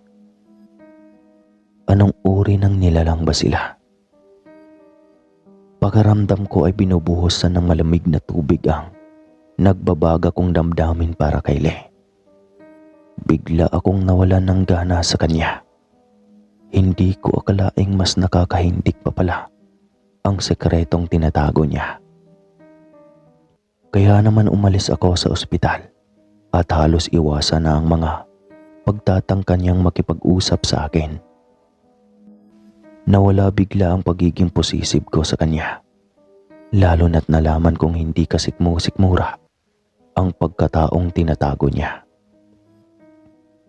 Matamlay akong pumasok sa ospital na mga sumunod na araw. Tuwing nagra-rounds ako, ay pinakakaiwasan ko ang mapagawi sa morgue, lalo na't nag-iisa lang ako. Ayaw kong mahuli ng papa nila at sakmali na lang bigla para lantakan at gawing pagkain nilang mga aswang. Nakumpirma kong sila ay mga ganong nilalang. Hindi ko naman kasi masasabi na sila ay mga zombie. Hindi ko din masasabing sila ay mga lamang lupa. Dahil kaya naman nilang gawin ang mga normal na ginagawa naming mga tao. Lamang may nakikita lang akong kaduda-duda sa kanila. At iyon ay kung bakit hindi sila nakakapagbago ng anyo kapag kabilugan ng buwan. Nang tanungin ko naman ang aking ina ay nasabi niyang ang mga aswang na ganoon ay sobra na ang kapangyarihan at tinatawag na aswang na bangkilan. Kaya nilang maging tao at nagiging aswang lang sila kapag ginusto nila. Hindi ko tuloy maintindihan kung bakit may pagpipilian naman sila ay mas ginusto pa niyang sundan ang yapak ng kanyang ama. Nakakapag-aral naman siya ng mabuti. May maayos naman siyang pamilya at mga kaibigan. Tila nga masaya pa siya nang mawala ako sa buhay niya, pero bakit? Napilitan akong mag-overtime ng gabing yon dahil sa isa naming pasyenteng naging kritikal matapos muntikan ng magpakamatay kanina. Aniya, nakakatakot raw ang ospital na ito. Kaysa naman malantakan siya ng buhay, ay mas mabuti pa raw na magpakamatay na lang siya para wala na daw hahabulin sa kanya ang aswang. Kinausap ko ang pasyenteng iyon at tawagin na lang natin siya sa pangalang Mang Juni. Isa siyang biktima ng hit and run, pero mabuti at nadala pa siya sa ospital. Napilitan kaming putulin ang mga paa niya dahil nadurog ng gusto ang kanyang mga buto sa binti. At napakahirap na nitong palitan pa kahit artificial leg lang. Natatandaan ko, agaw pansin ang tattoo ni Mang Juni sa liig na hugis rosa sa loob ng puso at may pangalan ng babae na sa tingin ko ay pangalan ng misis niya.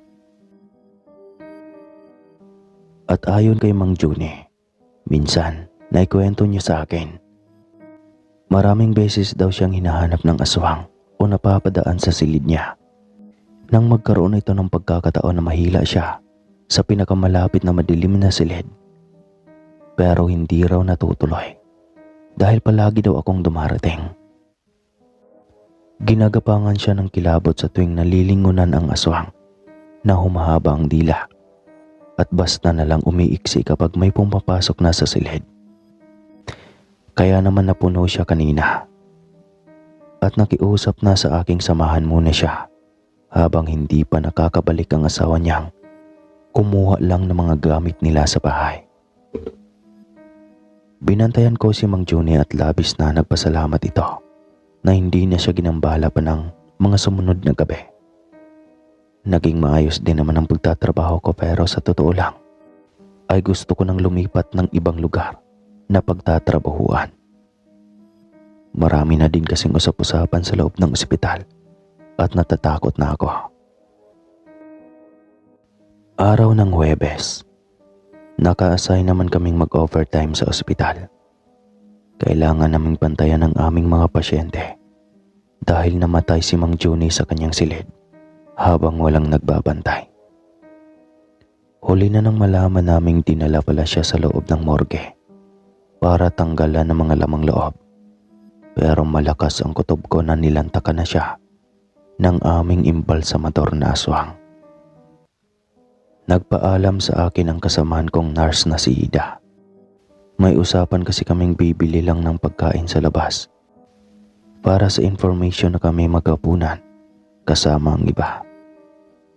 Hindi ko alam kung bakit mabigat ang dibdib ko nang iniabot ni Ida ang barbecueng binili niya mula sa labas.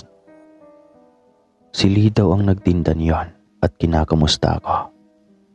Hindi ako nagsalita pero hintakot na napatitig ako sa pagkaing nakatusok sa barbecue steak. Kakaibang kutob ko kaya sinuri ko ang karne. Gayon na lang ang sinda ko nang makita ang pamilyar na tato sa isa sa mga inihaw na karne. Malaking bulaklak na pinagigitnaan ng puso. Kumabog ng malakas ang dibdib ko. Pagaramdam ko ay papanawan ako ng ulirat. Paano ba naman hindi?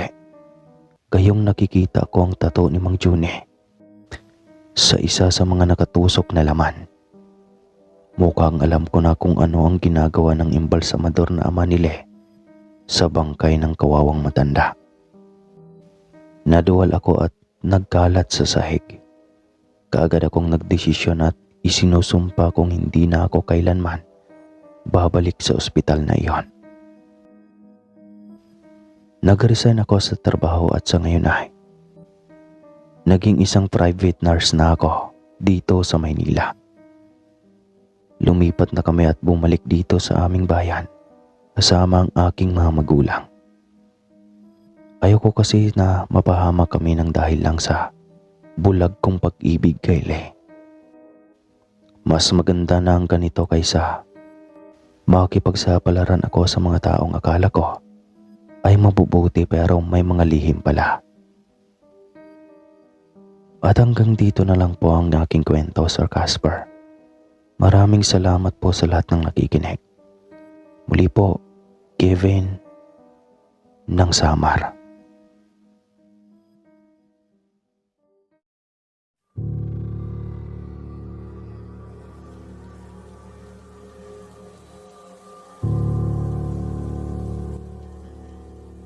Mapagpalang araw po, Sir Casper.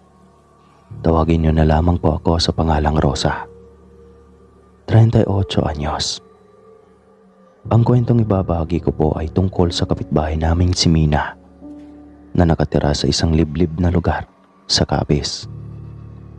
Taong 1994. Si Mina ay isang maid na nagtatrabaho naman sa tahanan ng Mrs. Remedios na isang kilalang istriktang guro na nagtatrabaho naman sa pribadong paaralan dito sa Capiz.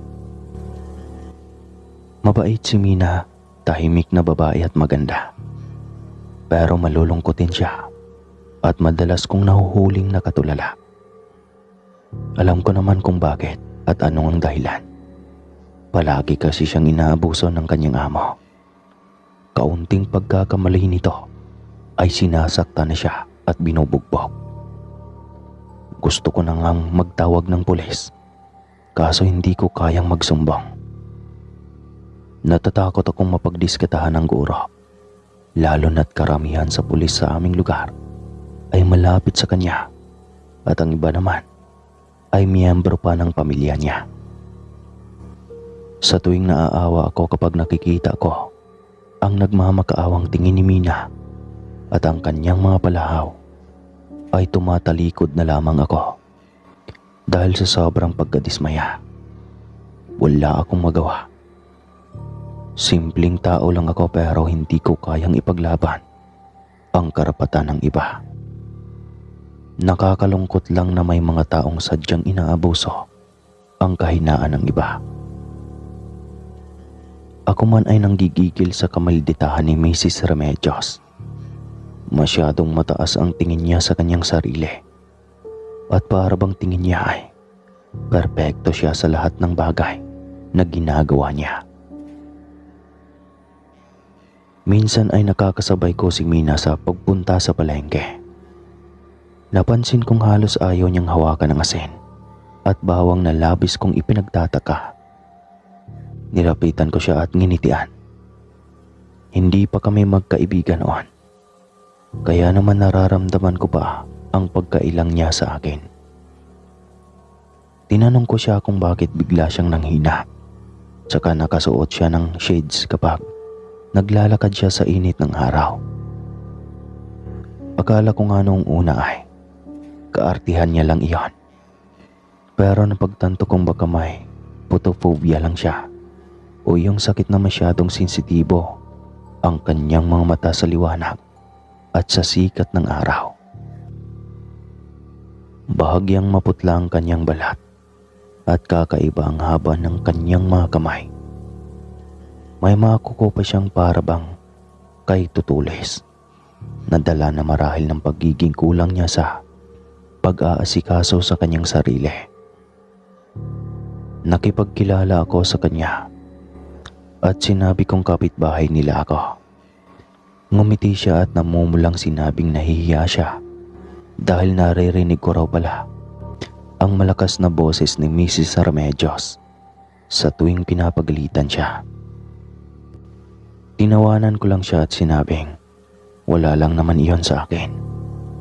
Sadyang mabunganga lang talaga si Mrs. Remedios. Kaya naman nasasanay na din kami sa kaingayan nito. Yumuko si Mina at sinabing siya man ay hindi alam kung bakit parang galit na galit sa kanya ang amo niya. Mula po noong bagong dating pa lang niya sa bahay ng guro, ay palagi na itong nag-iistrikta sa kanya. Pinagagalitan siya sa kaunting pagkakamali at pinapahiya pa sa mga kapitbahay. Hindi na ban daw siya makakaalis-alis dahil wala na din naman siyang mauuwian. Nalaman kong ibinenta pala siya ng kanyang sugarol na nanay kay Mrs. Remedios para alilain ito. Hindi ko tuloy alam kung bakit mas nagagalit ako ngayon sa kanyang ina kaysa sa amo niya. May mga magulang pala talagang mas masahol pa sa hayop dahil sa sobrang pagiging irresponsable. Naghiwalay na kami ni Mina ng araw na iyon na marami na akong alam tungkol sa kanya. Mula noon, palagi na akong nakasilip sa bintana ng bahay namin. Sa tuwing nakikita kong nagdidilig ng halaman si Mina sa labas ng bakuran. Gagaya kanina, nagbubungkal siya ng lupa nang biglang lumabas si Mrs. Remedios at galit na hinila ang buhok ni Mina. Napaiyak ang babae nang pakaladkad siyang hinila papunta sa loob ng bahay habang sumisigaw sa galit ang kanyang amo. Narinig kong sinabi niyang hindi niya nagustuhan ang pagkaing niluto ng kanyang katulong. Bakit pa raw ito naging kusinera kung palpak naman ang mga pagkaing niluluto nito? Masama ang timpla nito pagdating sa pagluluto ng mga putahe. Nakita ko nang iningud-ngud niya ang mukha ni Mina sa sahig na ikinakaiyak ng kawawang katulong. Gusto ko siyang daluhan at tulungan pero binalaan ako ng aking ina at pinagsabihang huwag mangkikialam sa problema ng iba. Nakita ko nang magmakaawa si Mina pero sa halip na pakinggan ay mas sinaktan pa siya ni Mrs. Remedios. Sumigaw pa ang ginang na nakakainit raw ng ulo ang minudo ng Mina. Hindi ko na napigilang mapayuko nang marinig ang kalansingan at kalabugan ng mga kagamitan sa katapat na bahay.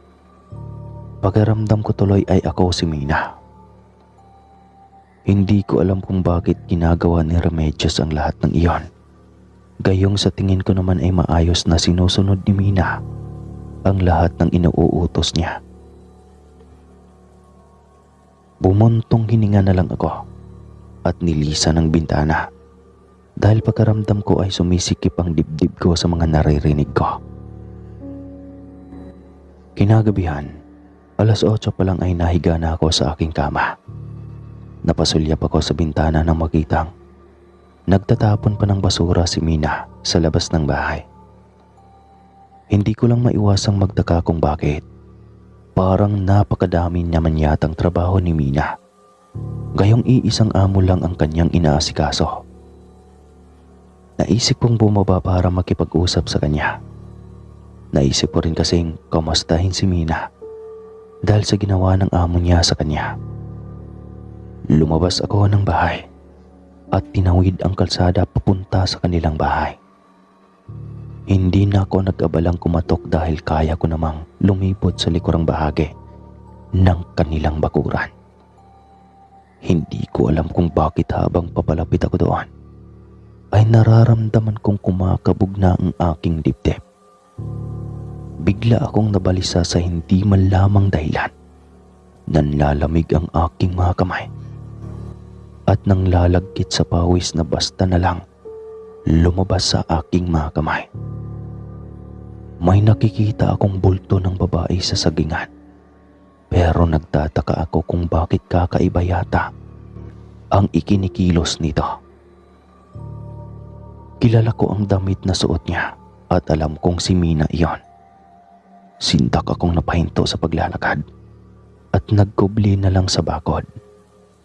Mula naman sa kinaroroonan ko ay maayos kong nakikita ang buong mga pangyayari. Si Mina, nakayo ko habang may pinapahid na kung anong makintab na bagay sa kanyang buong katawan. Maya-maya pa ang katawan niya ay nahati sa dalawa. Ang kanyang likod ay nagkaroon ng pakpak samantalang tinubuan siya ng pangil at matatalas na kuko. Nanlilisik ang kanyang mga mata at saka lumipad palayo. Nasindak ako sa aking nakita at hindi nakapagsalita. Tila ako napipi sa aking nasaksihan. Anong klaseng nilalang si Mina? At bakit naputol ang kanyang katawan? Kahit natatakot ay hindi ko naman mapigilan ang pag-usbong ng aking kuryosidad. Kaya naman pinakinggan ko kung saan banda ang ingay ng pagkampay ng kanyang mga pakpak at tinungo ko kaagad ang lugar. Nalaman kong papunta siya sa kabayanan, ngunit nagkubli lang siya sa madilim na bahagi ng kakahuyan. Hindi ako nakatais at umuwi na lang ako sa takot na baka mapansin niya ako at mapagdiskitahan. Nagtatatakbo akong umuwi sa bahay at nanginginig na nagtago sa ilalim ng aking kama. Bigla akong natakot nang maalalang ang mga kagaya niya ay isa nga palang manananggal. Kahit may nalalaman akong lihim sa kanya, ay nagpasya akong huwag itong ipagsabi sa iba. Tingin ko naman ay hindi niya kontrolado ang kanyang isipan kapag sinasapian siya ng pagkaaswang. Kahit nakahiga ako sa kama, ay hindi ko maiwasang magpabiling-biling sa higaan. Hirap ako sa pagtulog at halos para bang palaging may nakatingin sa akin kahit wala naman. Bandang 3:00 na ng madaling araw nang may marinig akong ingay mula sa labas ng bahay. Kaya nagpasya akong silipin kung ano ang ingay na iyon. Nakita ko naman ang bulto ni Mina. Sa pagkakatawing iyon ay buo na pero may nadagdag. May hinihila siyang sa tingin ko ay katawan ng isang walang malay na lalaki at papasok na siya sa likod bahay. Kinabahan ako at masama ang kutob ko. Hindi ko alam kung anong meron at para bang serial killer siya na nanghihila ng tao papasok sa bahay ng amo niya. Kabadong pinagmasdan ko siya habang pilit niyang pinagkakasya ang bangkay ng lalaking iyon sa maliit na tila bodegang hindi ginagamit ni Mrs. Remedios. Hindi na ako tuluyang nakatulog noon dahil sa nakita ko. Kinaumagahan, maaga namang umalis ng bahay ang amo ni Mina para magpunta sa trabaho. Napansin kong masaya ang aking kaibigan, kaya pilit kong kinalamutan ang lagim na nakita ko sa kanya kagabi. At binati pa siya ng magandang umaga.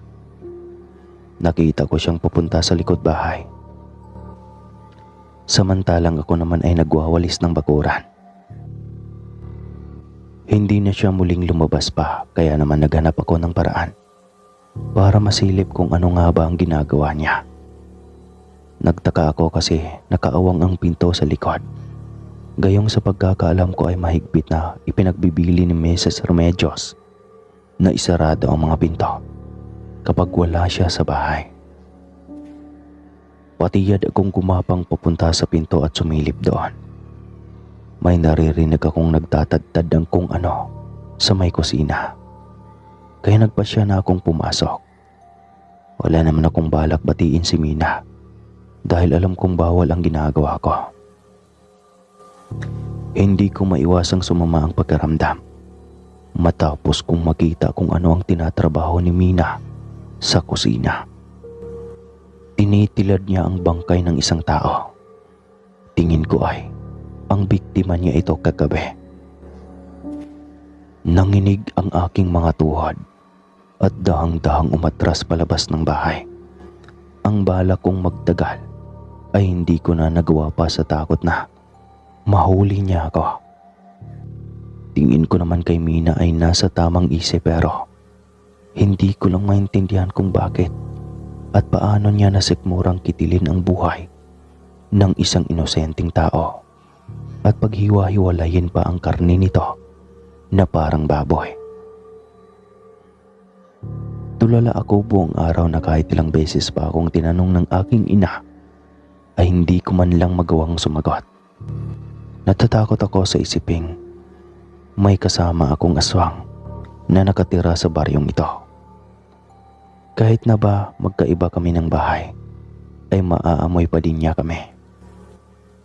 Iniiwasan ko si Mina sa takot na baka maisipan niya akong itulad sa kanyang mga naging biktima. Tuwing sumasapit kasi ang gabi ay hindi na ako mapakali dahil alam kong oras ng paglabas ni Mina, lalo na kapag kabilugan na ng buwan. Kumpirmado na nga na siya ay isang manananggal. Ngunit walang nasasayang sa kanyang mga biktima. Pinaghihimay niya ang mga laman nito buong gabi at pinagtsatsaga ang lutuin, tsaka ipinapakain kay Mrs. Remedios. Minsan nga ay ginusto kong umiyak nang makita kong may taga-ayos ng aircon ang pumasok sa bahay sa tapat at hindi na nakalabas pang muli. Kung ganoon ay sigurado na akong may kinalaman na si Mina sa mga nangyayaring pagkawala. Pero kagaya noong una ay hindi ko talaga siya kayang ipagsabi sa iba. Naisip ko kasi pasalamat si Mrs. Remedios at hindi man lang niya nakita kung paano nagbagong anyo ang kanyang maid na manananggal. Dahil kung nagkataon ay maaga niyang makikita ang impyerno. Ikalawang taon na ni Mina sa bahay ng kanyang amo nang magsisigaw si Remedios isang araw. Gimbal siyang nagpatawag ng pulis dahil may nagtagpuan siyang mga bangkay sa loob ng bodega ng kanyang bahay na mga tira-tirang buto na lang. Inimbestigahan ang nangyari at lumabas na si Mrs. Remedios ang tinuturong salarin. Mukhang ginawa ni Mina ang lahat para makarma ang kanyang napakasamang amo para makaganti man lang sa mga pagmamaltrato nito sa kanya. Si Mina naman ay basta na lang nawala na parang bula. Hindi ko na nakita pa kahit kailan at kahit magpasa hanggang ngayon. Gayunpaman, may mga napapabalitang bangkay sa kabilang baryo na hula ko ay mga biktima ni Mina na inabutan niya sa kalagitnaan ng gabi. Ang kaibahan nga lang, mga taong tinuturing na salot sa lipunan ang mga binibiktima niya at pinapatay. Si Mrs. Remedios ay nakiusap at hiniling na imbestigahan ulit ang kaso. Ngunit mas lalo siyang nadiin, lalo na't may mga nagre-report na iilang concerned citizen ukol sa pagmamalupit niya sa kanyang nawawalang katulong na baka raw kinarni din ng guro dahil may mga parte ng katawan na natagpuang nakatago sa freezer ng kanyang ref. Alam ko ang totoo pero hindi na ako nagsasalita dahil gusto kong manatiling sekreto na lang ang katauhan ni Mina na nagiging manananggal sa gabi. Naniniwala akong mabuti siyang tao at napilitan lang na ilabas ang pagkalimaw para ipagtanggol ang kanyang sarili. Sa ngayon, nakalaya na si Mrs. Remedios pero palagi nang may nakabantay na private nurse sa kanya. At hanggang dito na lang po, Sir Casper. Maraming salamat po sa lahat ng nakikinig ngayon. Mabuhay po kayong mga tiyong. Rosa po ng Cabis.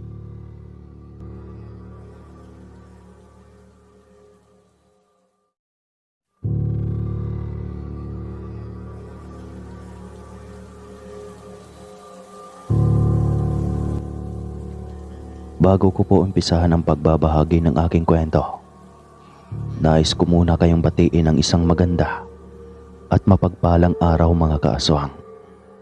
Lalong-lalo na sa ating butihing narrator na si Sir Casper. Itago niyo na lang ako sa pangalang Dendo. Edad 56 na sa kasalukuyan. At naninirahan dito sa Hilongos, Leyte kasama ang aking pamilya. Nais ko pong ibahagi sa inyo ang kwentong hango sa aking tunay na karanasang noong ako ay binatilyo pa lamang. Patungkol dito sa aming baryo kung saan ako naninirahan ngayon kasama ang aking pamilya. Hindi ko na lamang po babanggitin pa ang eksaktong lugar kung saan naganap ang mga pangyayaring ito. Respeto na lang sa iba pang naninirahan dito sa aming baryo magpasa hanggang ngayon.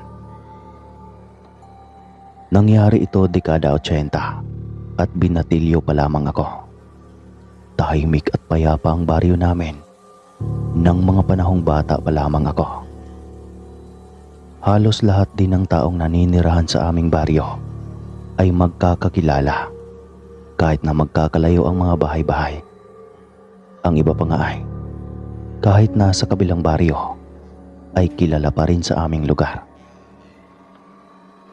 Nagkataon din ang bahay namin noon ay nakatirik sa dulo at liblib na parte ng aming baryo.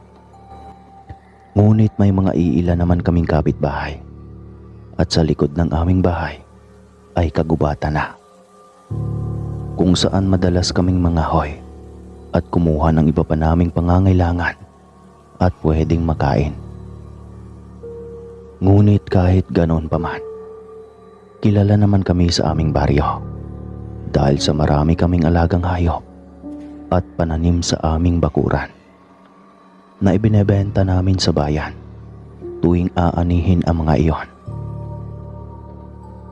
Hanggang sa isang araw, nabalitaan namin na may bagong lipat na mag-asawang matanda sa baryo namin na sa tingin ko ay naglalaro ang edad ng mag-asawa sa 60 at 50. Dalawa lang rin sila at tangi isang aso lang ang kasama nila sa bahay.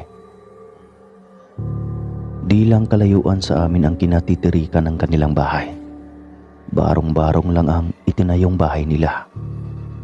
Yun bang bahay na parang hindi sila magtatagal roon? Pinagtagpi-tagping kahoy at pawid lang kasi iyon. At dahil dulo ang aming bahay mga kaaswang, ay madadaanan muna namin ang bahay ng mag-asawa bago kami makarating patungo sa aming bahay. Dahil sa pagiging mausyoso ng aking ina, ay napag-alaman naming Nita at Adong ang pangalan ng mag-asawa at nagmula pa sila sa malayong baryo na hindi naman nila sinabi kung saan iyon nang tanungin ng aking ina. Basta ang sagot daw, malayo raw ito. Bilang respeto ay minabuti na lang ng aking ina na wag nang kulitin ang mag-asawa dahil na rin mas nakakatanda ang mga ito sa kanya. Nasa 30 pa lang po kasi noon ang aking ina. Noong una ay naging maayos naman ang paninirahan nila sa aming baryo.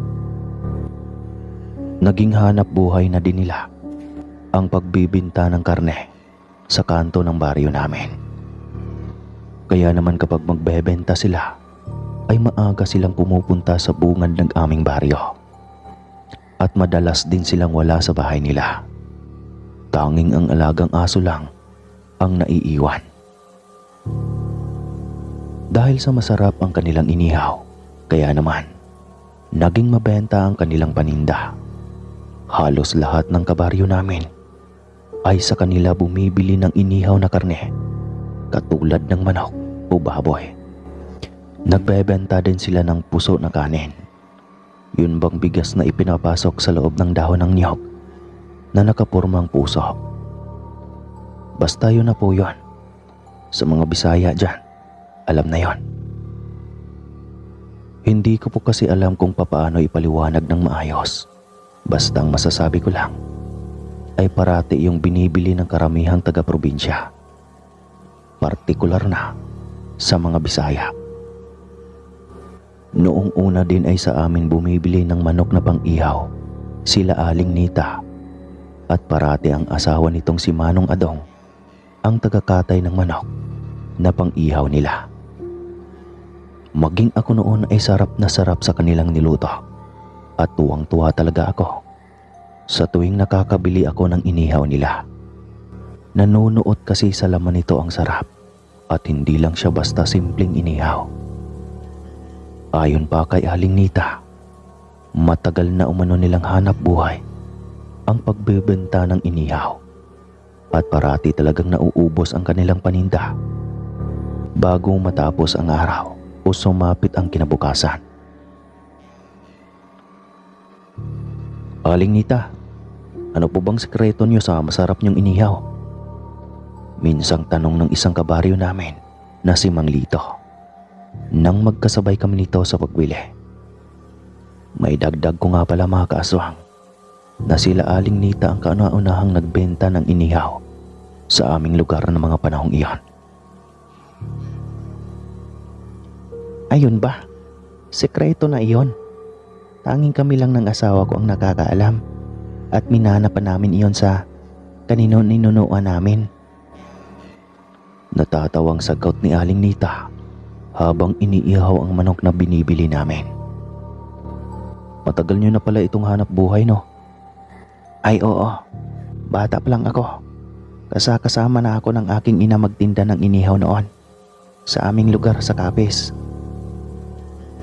Magiliw na wika ni Aling Nita kay Mang Lito, habang ako naman ay nakikinig lang sa tabi at inaantay maluto ang binili ko. Galing pa ho kayong Capiz? Ang layo naman ang pinanggalingan nyo. Takang tanong ni Mang Lito. Napansin kong naging balisa at hindi kaagad nakasagot si Aling Nita. Oo, Lito. Doon nanirahan sila Nita noong kabataan niya. Pero di rin nagtagal ay lumipat din sila ng matitirhan. Rinig kong sabat ni Mang Adong na nasa likuran na pala ito ni Mang Lito at dala-dala ang bayong at lagayan na sa tingin ko ay mga paninda nila. Lumapit siya sa asawa niyang nagpapaypay sa inihaw at sinabing, "Magpahinga ka muna dyan, Nita. Ako na muna ang magpapaypay." "Ah, sige. Sakto. Napapagod na rin ako." Nakita kong naupo si Aling Nita na parang balisa pa rin at nananahimik ito. Yun bang biglang napalitan ang kaninang aura niya na magiliw makipag-usap kay Mang Lito. Doon nga ay nabago na ang usapan nila. Ngunit nang tingnan ko si Aling Nita ay ganoon pa rin ang aura niya na parang balisa. Iho, Dindo. Ito na yung sayo. Huwag mo nang bayaran at kukuha pa kami ng manok sa inyo. Pasabi na lang sa ama mo ha. Wika ni Mang Adong. Tsaka inabot sa akin ang supot na naglalaman ng binili kong inihaw na manok. Magkasunod na tango lang ang naisagot ko sa kanya. Sa kadahilanan ng matapunan ko ng tingin si Aling Nita, ay napakasama ng tingin nito sa akin. Na para bang may masama akong nagawa sa kanya. Kahit na hindi naman ako nakikipag-usap sa kanya. Agaran ko nang kinuha ang inaabot sa akin ni Mang Adong at nagmamadali na akong tumakbo paalis sa pwesto nila. Bago pa ako makalayo, ay muli ko pang sinipat ng tingin si Aling Nita. Nakita kong matiim pa rin siyang nakatingin at nakatitig sa akin ng masama. Ang ikinatakot ko pa mga kaaswang ay nanilisik na ang mga mata nito at nasipat ko ang pagtulo ng laway niya na agara naman niyang pinunasan. Nang makarating ako sa bahay namin, sinabi ko kaagad sa aking ina kung ano ang ginawa ni Aling Nita sa akin. Nakaw din ha, baka naman nagpasaway ka doon at kaya ka tinitignan ng masama ni Aling Nita. Sambit ng aking ina habang kumakain kami. Hindi po, Nay. Wala naman akong ginagawa sa kanya pero mukhang galit na galit siya sa akin. Madalas naman po akong bumibili sa kanila ng inihaw. Tugon ko sa aking ina. Nang araw na iyon ay nakalimutan ko nga ang pinapasabi ni Mang Adong na bibili sila ng manok na pang-ihaw. Kinabukasan, habang nasa palengke kami ng bayan at iilang manok na lang ang ibebenta namin, ay doon ko lang naalala ang ibinili ni Mang Adong kung kailan paubos na ang aming mga manok. Sasabihin ko pa sana iyon sa aking ama, ngunit mas pinili ko na lang manahimik dahil sa takot na mapagalitan ako. Kaya mas minabuti ko nang wag na lang sabihin. Anak, ikaw na ang magpaubos nitong ilang manok natin ha, at may lalakarin pa kami ng iyong ina. Wika ng aking ama sa akin. Sige po tay, 2 na lang naman po ito. Di akong mabilis na lang itong mauubos. Kampanting tugon ko sa aking ama. Agad na nga silang umalis at sinundan ko na lang sila ng tingin. At naiwan akong mag-isa sa pwesto namin sa palengke. Noong una ay akala ko mabilis ko na lang maibebenta ang paninda namin. Ngunit magdidilim na, ay hindi pa rin naibebenta ang 2 manok. Nakita kong nagsiligpitan na ng mga paninda nila ang mga nagtitindang iba sa palengke. Kaya nagpasya na rin akong umuwi at nagtungo na sa sakayan ng tricycle patungo sa baryo namin. Bago pa ako makasakay ay may nakita akong pera sa daan. Kaya naman lumapad agad ang aking mga ngiti sa labi at pasekretong dinampot iyon ng mabilis. Madilim na nang makarating ako sa baryo namin at bit-bit ko pa rin ang 2 manok na hindi ko naibenta. Nagtaka pa ako nang makita ko ang pwesto nila ni Aling Nita na walang nagbebenta. Hindi ko na lang pinansin iyon at nagpatuloy lang ako sa paglalakad. Sisipol-sipol pa ako habang naglalakad noon at tuwang-tuwa dahil nakapulot ako ng pera. Nang makarating na ako sa madilim at liblib na parte ng daan patungo sa bahay namin, ay nakaamoy ako ng napakabahong amoy. Amoy ipot iyon na parang amoy patay na hayop. Ang baho naman, Nyemas. Nakaapak pa ata ako ng eba ko. Wika ko sa aking sarili at napatingin sa ilalim ng aking tsinelas para tignan kung may naapakan nga ba ako. Ngunit wala naman akong nakita. Habang papalapit ako ng papalapit sa bahay nila ni Aling Nita, ay papalakas ng papalakas ang mabahong amoy na naaamoy ko. Nakakarinig na rin ako ng tunog ng tuko na noon ko palang naririnig magmula nang ipinanganak ako sa baryo namin. Nararamdaman ko rin at tila ba may nagmamasid sa akin at parang nasa likuran ko lang iyon.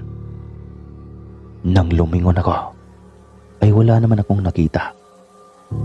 Ngunit nang ibalik ko ang aking paningin sa harap ng dinadaanan ko ay kamuntika na talaga akong panawa ng ulirat dahil sa gulat at takot. Sa kadahilan ng di kalayuan sa nilalakaran ko ay nakita ko ang isang figura ng tao na nakatayo sa gitna ng daan. Hindi ko maaaninag ng maayos ang mukha nito dahil madilim ang daan at tanging liwanag lang ng buwan ang nagsisilbing liwanag ko sa daan. Ngunit kitang-kita ko na matandang babae iyon dahil sa mahaba niyang buhok na nakabuhaghag at kulubot niyang balat. Kahit natakot ako ay nilakasan ko ang loob ko at nagwikang, makikiraan ho. Utal-utal kong wika at napahigpit pa ang hawak ko sa manok na bitbit ko. Ngunit lumipas na lang ang ilang sandali ay hindi pa rin gumagalaw ang matandang babaeng nasa harap ko. Dahan-dahan na akong naglakad patungo sa matandang babae at para lagpasan ito dahil wala naman akong ibang madadaanan pa uwi sa bahay namin. Nilakasan ko na lang ang loob ko dahil natatanaw ko na rin naman ang bahay nila Mang Adong. Ramdam na ramdam ko na ang takot na bumabalot sa aking katawan noon dahil malapit na akong makalapit sa matandang babae at hindi pa rin siya gumagalaw. Mas lalo lang din bumabaho ang paligid ko na sa tingin ko ay nagmumula sa kanya.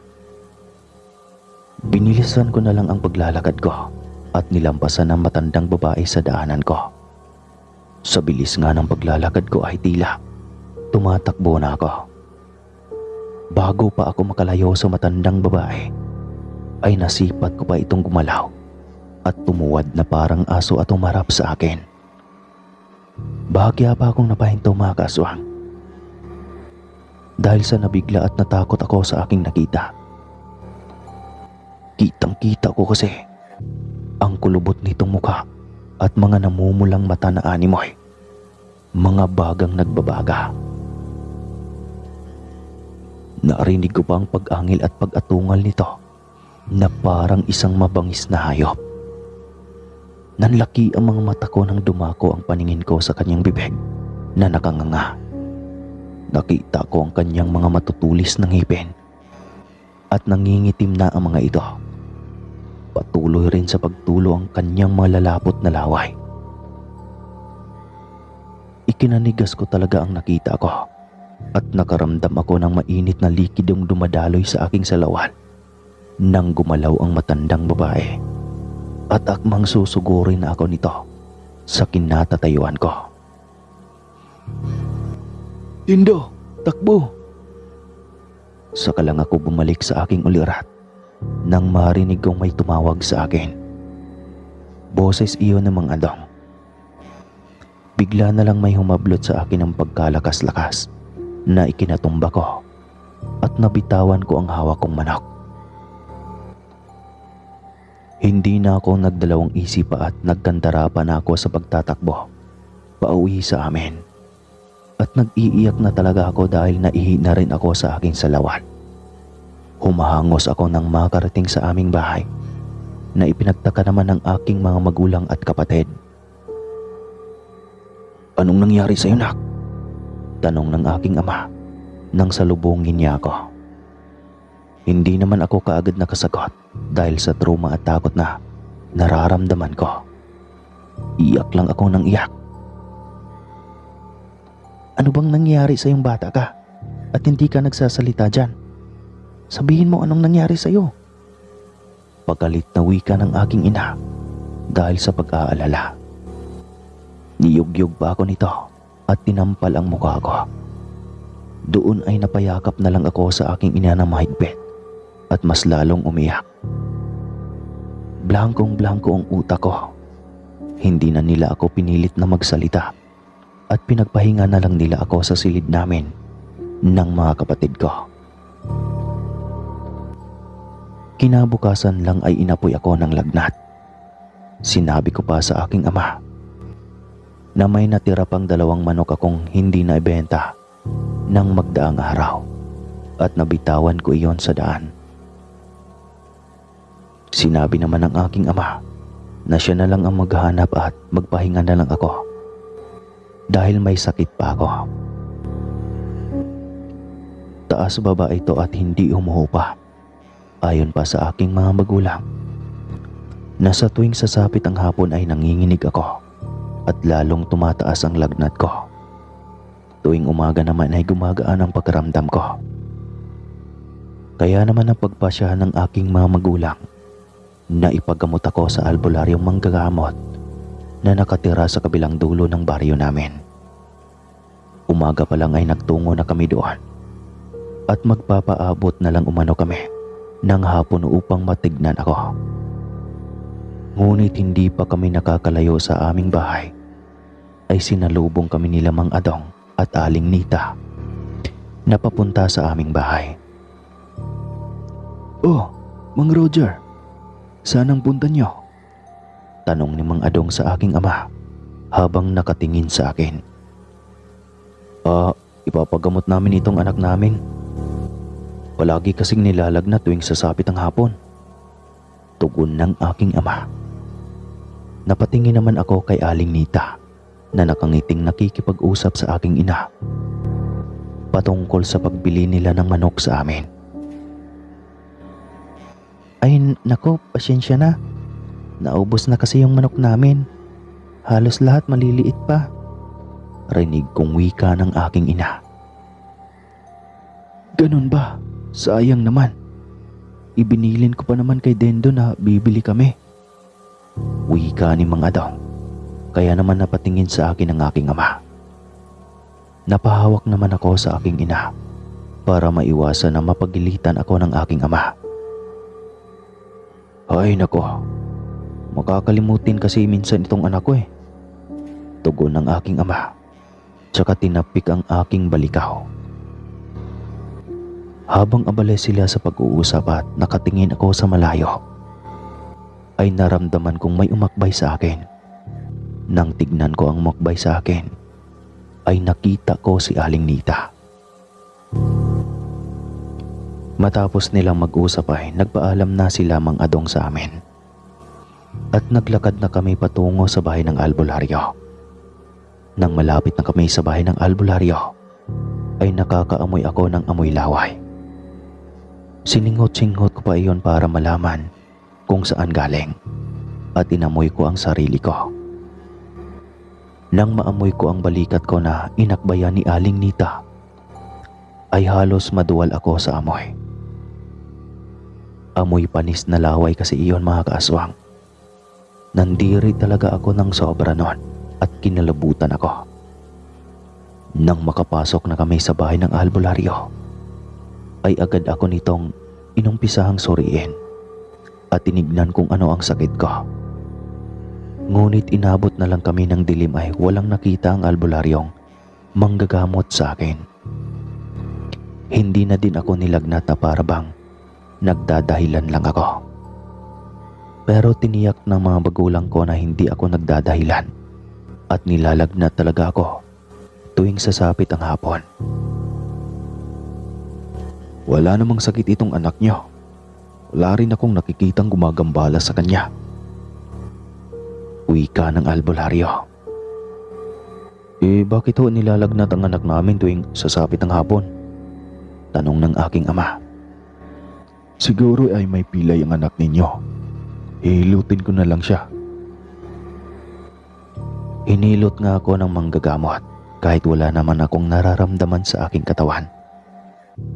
Makalipas lang ang ilang araw at linggo, ay hindi na muli pang bumili si Aling Nita at Mang Adong sa amin. Ngunit patuloy pa rin sila sa pagbebenta ng inihaw sa kanto ng baryo namin. Laking panghihinayang ng aking mga magulang dahil nabawasan na ang kinikita nila sa manok.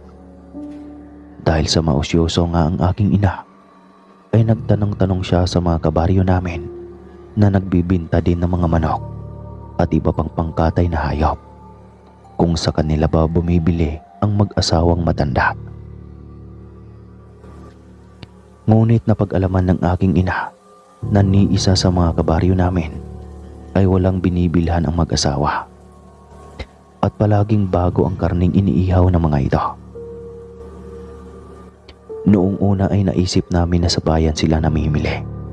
Baka madaling araw pa lang ay nagtutungo na sila sa bayan upang mamili ng pang-ihaw na karne. Magmula nang hindi na bumibili si Aling Nita ng manok sa amin, ay hindi na rin kami bumibili sa kanila at bibihira na namin sila makita sa kanilang bahay. Parati na itong nasa pwesto nila. Hanggang sa isang araw, ay napadpad ako sa bakuran nila Aling Nita dahil inutusan ako ng aking ina na manghiram ng malaking kawali. Kaarawan kasi iyon ng aking kapatid. Nakailang ulit na ako ng tawag ngunit wala pa ring sumasagot sa akin. Kaya naman nagpasya akong umikot sa likuran ng kanilang bahay. Nagtaka naman ako dahil ang nag-iisa nilang aso ay wala na. Sa tuwing makakakita pa naman ito ng tao, ay talagang walang tigil ang pagtahol nito na animoy. Mangangagat talaga.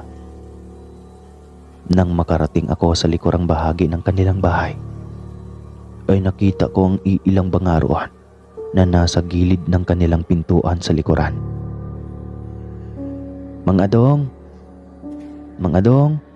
Tao po!" Tawag ko pang muli at wala talagang sumasagot sa akin. Nasipat ko pang may iilang bangaw ang nagsisiliparan sa paligid ng mga bangang iyon at naglalabas ito ng kakaibang amoy. Kaya naman sa kuryosidad ko ay naintriga ako. Walang ano-ano ay binuksan ko. Nanlaki talaga ang aking kalimutaw sa nakita ko nang tuluyan ko nang mabuksan ang nasabing banga. Tumambad sa akin ang mga karning nakaimbak roon. Nakita ko pang inuuod ang mga iilan sa mga ito. Sumalubong din sa aking ilong ang napakabahong amoy na kung maaamoy mo man ang tropa mong amoy suka ay mas higit 100% pa roon. Nang titigan ko ito ng mabuti ay mas lalo akong kinalabutan nang makita kong may mga daliri ng tao at mahahabang buhok ang nakasama roon. Nakita ko rin na may ilong at tenga ng tao roon. Sa gulat at takot ko, ay nabitawan ko ang takip ng banga at nabasag ito sa lupa. Nagtatatakbo na ako pauwi sa aming bahay at agaran kong sinabi sa aking ama ang nakita ko. "Tay, aswang sila Aling Nita. Nakita ko. Marami silang karne ng tao sa bahay nila." Walang kagatol-gatol na wika ko. Ipinagsabi naman ito ng aking ama sa iba naming kabaryo na nandoon sa bahay namin upang makisalo sa kaarawan ng aking kapatid. Noong una ay hindi pa sila naniwala sa akin. Kaya naman hinila ko na ang aking ama patungo sa bahay nila Aling Nita.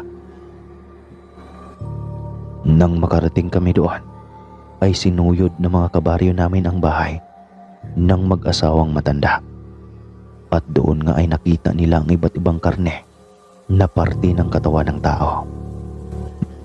Nakita din nila ang katawan ng alagang aso nila Aling Nita. "Lintik na mag-asawang yan. Aswang pala. Punyemas." Bulalas na wika ni Mang Lito. "Sinasabi na nga ba, duda talaga ako sa dalawang yan eh. Noon pa man." Dagdag ng isa naming kabaryo. Agaran din nilang sinugod ang mag-asawa sa kanto ng baryo namin, kung saan nagbebenta ng inihaw ang mga ito.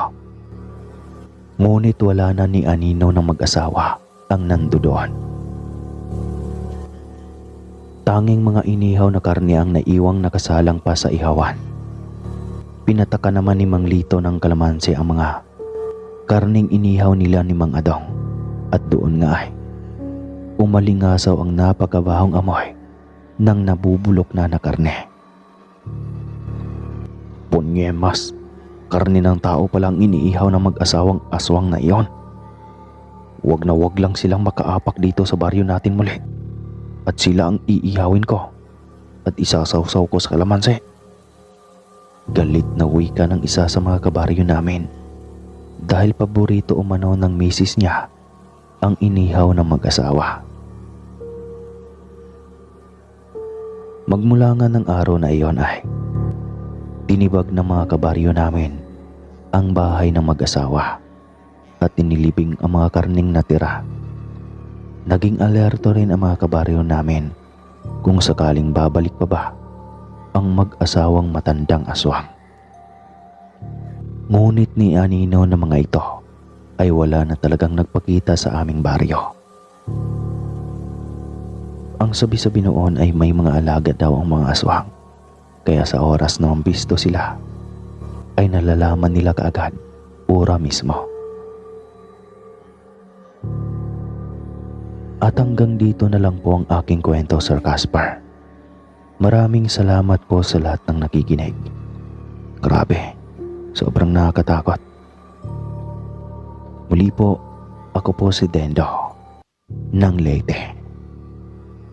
Ingat mga minamahal kong singgil.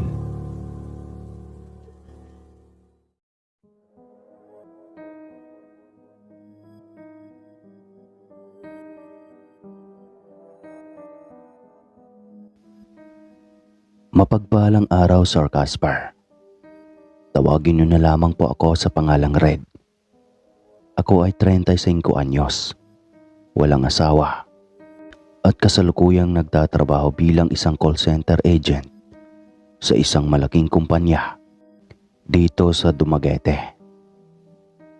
Ang aking mga magulang ay matagal nang naninirahan sa Cebu, kaya nag-iisa na lang ako rito sa Negros. May mga negosyo kasi sila doon.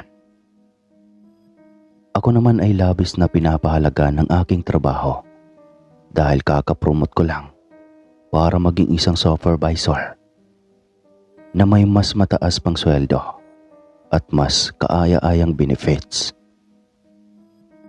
Kaya nga paulit-ulit na akong inaaya ng aking pamilya na sumunod na sa kanila ay hindi ko magawa. Bukod pa kasi sa pagiging isang taong dedicated sa trabaho, ay pangarap ko din na malibot ang buong Negros habang nabubuhay pa ako. Tila ako may sili sa puwet dahil sa pagkakaatat kong makapasyal sa lugar na sa pagkakaalam ko ay pinamumugaran ng mga aswang. Ito ay hindi naman katang-isip dahil marami na akong nakilala na nagpapatunay na totoo raw ang mga nilalang na iyon. Maliban sa pangarap kong magbakasyon at pagpapahalaga sa trabaho, ay mahilig din akong kumain. Sa katunayan, gusto kong suyurin ang buong bansa upang makahanap ng restaurant na may mga kakaibang putahing masasarap at mura. Pero bago pa lamang sa aking paningin. Isang araw, maaga akong bumangon dahil may usapan kami ng kaibigan kong si Roy na pupunta sa Kabangkalan para bumili ng mga piyesa para sa aking sasakyan. Dahil yata sa kalumaan kaya, madalas itong nasisira at kung minsan ay tumitirik pa ito sa daan. Sabi ni Roy, sa Kabangkalan daw ay may mga pinakamurang mga piyesa na nanggaling pa sa Bacolod.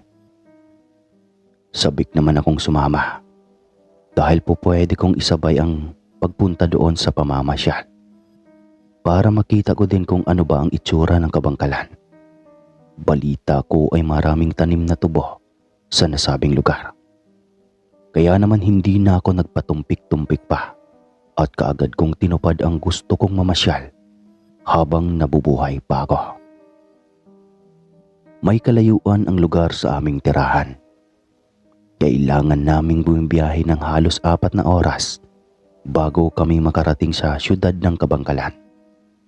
Parte na ito ng kahilongguhan, kaya sabi sa akin ni Roy ay huwag daw akong mabigla kapag iba na ang lingwahe ng mga taong nakakausap ko. Wala namang problema sa akin iyon dahil gusto ko din naman na matutong magsalita ng Hilonggo. Ang totoo niyan ay may mga ka-chatmate ako sa Facebook na isang Ilonggo at sa Bacolod siya nakatira. Nagbabalak kaming magkita ngayong Pasko dahil magkakaroon ng seminar sa nasabing lugar kasama ang aking mga katrabaho. Hindi ko namamalayang inaanunsyo sa akin ni Roy na nasa Kabangkalan na daw kami. Aniya, bibilhin niya muna ang piyesang kailangan sa kotse ko dahil siya lang din naman ang mekanikong pinagkakatiwalaan kong makakagawa niyon. Tumango ako at nagpaalam kung pwede bang humiwalay muna ako sa kanya. Gusto ko lang kasing mamasyal ng nag-iisa at baka may mahanap akong magagandang tanawin kung saan po pwede akong manguha ng litrato. Sabi ni Roy, pwede naman daw akong mamasyal. Basta wag ko lang daw ilalayo sa aking bulsa ang cellphone ko. Higit sa lahat, wag din daw akong lalayo na pinakamalayo na. Ang lugar na ito ay pinamumugaran di umano ng mga aswang na kung maaari ay bigyan ko ng halaga. Naghiwalay na nga kami at nakita kong lumiko na sa kinaroroonan ng malalaking tindahan ang aking kasama. Samantalang ako naman ay naglalakad-lakad na papunta sa ibang lugar. Napalingon-lingon ako sa paligid. Mukhang simpleng syudad lamang ang Kabangkalan. Pinaghalo kasi ang mga kakahuyan at nagtataas ang mga gusali. Hindi kagaya sa Dumaguete na wala talaga halos makikitang kakahuyan dahil sa dami ng dinedevelop na lugar para gawing mga establishmento. Sa kakalakad ko, hindi ko namamalayang nasa tahimik na lugar na pala ako. May mga nakikita naman akong mga kabahayan at mga tao, pero kakaunti lang at nakakaantok yatang mamasyal sa bandang ito. Napapalibutan ng makapal na tanim na tubo ang paligid ng munting baryo, kaya napalingon ako sa pinanggalingan. Hindi ko alam kung malayo na ba ang nalakad ko. Para kasing biglang nagbago ang itsura ng nilalakaran ko nang ganoon kabilis. Dinukot ko ang aking cellphone at sinipat ang mga aparato. May signal naman at may natanggap pa akong text mula kay Roy na nagsasabing mukhang matatagalan siya sa pagbayli dahil maraming tao. Nireplyan ko na lang siya at nagpatuloy sa pamamasyal. Napag-alaman kong may beach naman sa unahan kaya naengganyo akong magpunta sa dalampasigan. Walang bayad ang entrance at hinayaan lang nilang magtampisaw ang mga tao. Kaya naman tuwang-tuwa din akong binasa ang aking mga paa dahil naka-shorts lang din naman ako noon. May iilang pamilya din akong nakikitang nagkakatuwaan at kanya-kanyang gawa ng sandcastle. Kaya napapangiti akong pinagmasdan sila. Nang tumunog ang aking tiyan, ay napapahiyang napatingin ako sa paligid sa pag-aakalang baka may nakarinig. Ngunit mabuti naman at wala. Nakita ko ang batang iyon na hinihila ang kanyang mga magulang papunta sa isang restaurant sa di kalayuan. Ayon sa bata, nagugutom na daw siya at gusto na niyang kumain. Dahil hindi ko kabisado ang lugar, ay sinundan ko ang mag-anak para makabili na din ng sarili kong pagkain. Nakarating ako sa mga malalaking animo kasa at doon tumuturo ang bata. Ako naman ay napakunot ng noo dahil hindi ko makatiyak kung may mga pagkain ba talagang na ibebenta doon. Tumingala ako sa malalaking litrang gawa sa kahoy at nabasa ang pangil kainan na nagpangisi sa akin. Kakaiba ang pangalan nito at nakakaingganyong pasukin. Kaya naman walang pagdadalawang isip na pumasok nga ako sa loob at lumapit sa counter. Nagulat ako dahil may iilang tao nga naman sa loob at naaamoy ko ang mabangong nilulutong pagkain.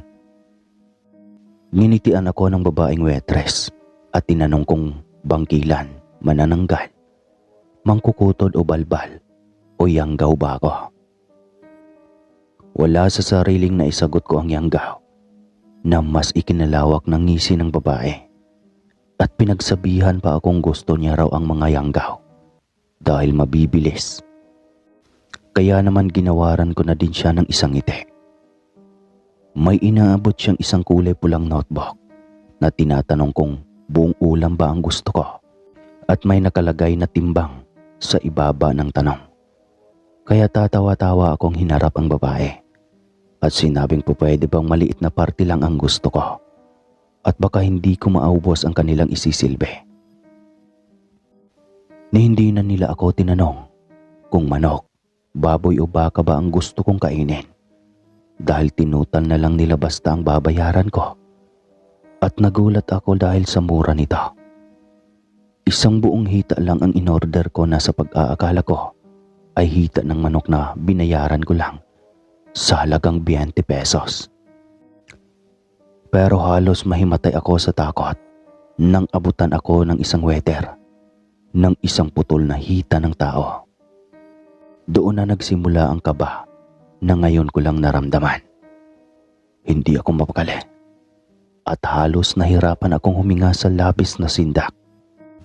Naitanong ko sa aking sarili kung anong klaseng restaurant ba ito at bakit nagsiserve sila ng mga katawan ng tao. Manginginig na sana ako kung hindi lang ba ako kinalabit ng isang customer din na nasa likuran ko. Sabi niya, wag na wag ko daw ipapahalatang natatakot ako dahil kapag napansin ako ng lahat ng empleyado ay baka pagtulungan pa ako at lantakan dahil ang lugar na ito daw ay para lamang sa aswang. Hindi ako nakapagsalita. Tila nang hina ako sa aking narinig at nagpapalipat-lipat ng tingin sa buong paligid. Naroon ang mag-anak na nakita ko sa beach kanina at abala sa paglantak ng ginataang sanggol na mas lalong nagpasama sa aking pagkaramdam. Nais kong bumunghalit ng iyak pero sinaluhan ako ng lalaking kumalabit sa akin. Aniya, kung talagang may pag-iingat pa ako sa aking kaligtasan, ay tahimik ko lang na ipabalot ang aking inorder at dalhin ito sa labas, papunta sa lugar na malayo na sa kanila. Kahit nanunuyo na ang laway ko sa labis na takot, ay kaagad kong sinunod ang lalaki. Butil-butil ang pawis sa noo ko at kasing lamig na yata ng ref ang aking mga kamay. Pero wala akong balak magpahuli kung totoo ngang mga aswang ang taong nasa loob ng kasa na ito. Casual na dinala ko ang in-order ko papunta sa counter. Kung nasa ibang lugar at pagkakataon lang ako, ngaling-ngaling itapon ko ang mga paang iyon at magsisigaw na iligtas nawa ng Diyos ang buhay ko. Napatitig sa akin ang babae sa counter. Para bang pinagdudahan nito ang pagdadala ko ng hita sa kanya. Kaya naman ngingiti-ngiti akong sinabi sa kanya na ipapabalot ko ang aking binili at dadagdagan ko pa ng isa. Gusto ko kasing hatda ng kapatid kong kahapon pa nagpapabili na ipagbili ko siya ng pagkain sa lugar na ito. Wika ko sa babae. Kaya naman natuwa ang babae. Sa katunayan yan, binigyan niya pa ako ng 2 basong sariwang dugo na nakakalising daw sa mga baguhang aswang na kagaya ko. Kahit sa totoo lang ay gustong-gusto ko nang umiyak at abot langit ang pagpipigil ko sa aking sarili. Nais ko nang makalabas sa lugar na iyon at huwag nang babalik kahit kailan. Nanginginig ang kalamnan kong tinanggap ang pangalawang hita at nakangiti pang nagpaalam sa babae na inaya pa akong bumalik sa susunod. Nang sumayad sa aking palad ang napakalamig na balat na putol na hita, ay ibig ko nang mawala ng ulirat. Gayon pa man ay pinilit kong maging normal ang aking mga kilos para matiyak ko ang aking kaligtasan. Akala ko, madali ang paglabas sa nasabing kasa pero hindi pala. Kailangan patikimin kanila ng sampol na niluto nilang lamang loob para mapatunayang aswang nga ang kaharap nila. Mabuti na lang at nariyan ang lalaking kumalapit sa akin at sinabi ang mga bagay na dapat kong gawin. Nang ako na ang papakainin, ay nirason ko na lang na sumasakit pa ang pangil ko. Hindi pala nila ipipilit ang gusto.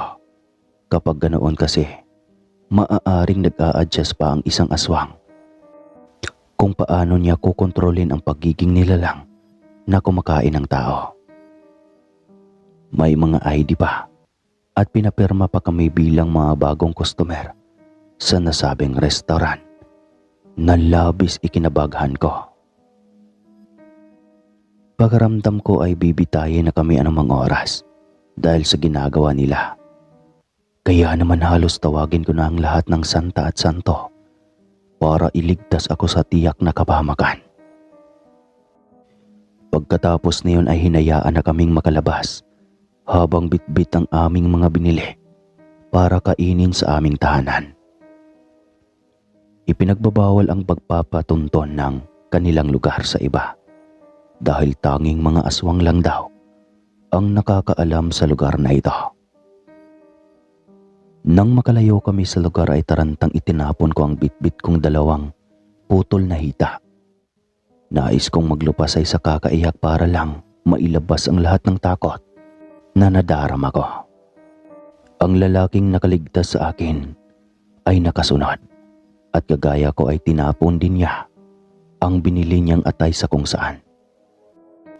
Nagpakilala siya bilang Espiwan Chinule, isang half Chinese at half Filipino na pulis na naka-assign para i-under surveillance ang kasa na iyon.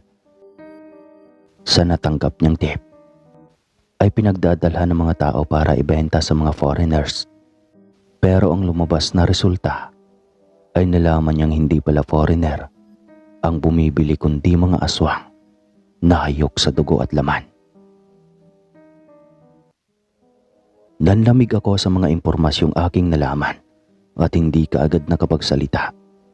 Hindi ko lubos akalaing ang pangarap kong mamasyal sa iba't ibang lugar at pagtikim ng masasarap na pagkain ay maghahatid ng isang nakakahindik na karanasang hindi ko makakalimutan. Hanggang sa makarating kami ni Sir Chino sa kabisera ng kabangkalan, ay hindi ko magawang magsalita.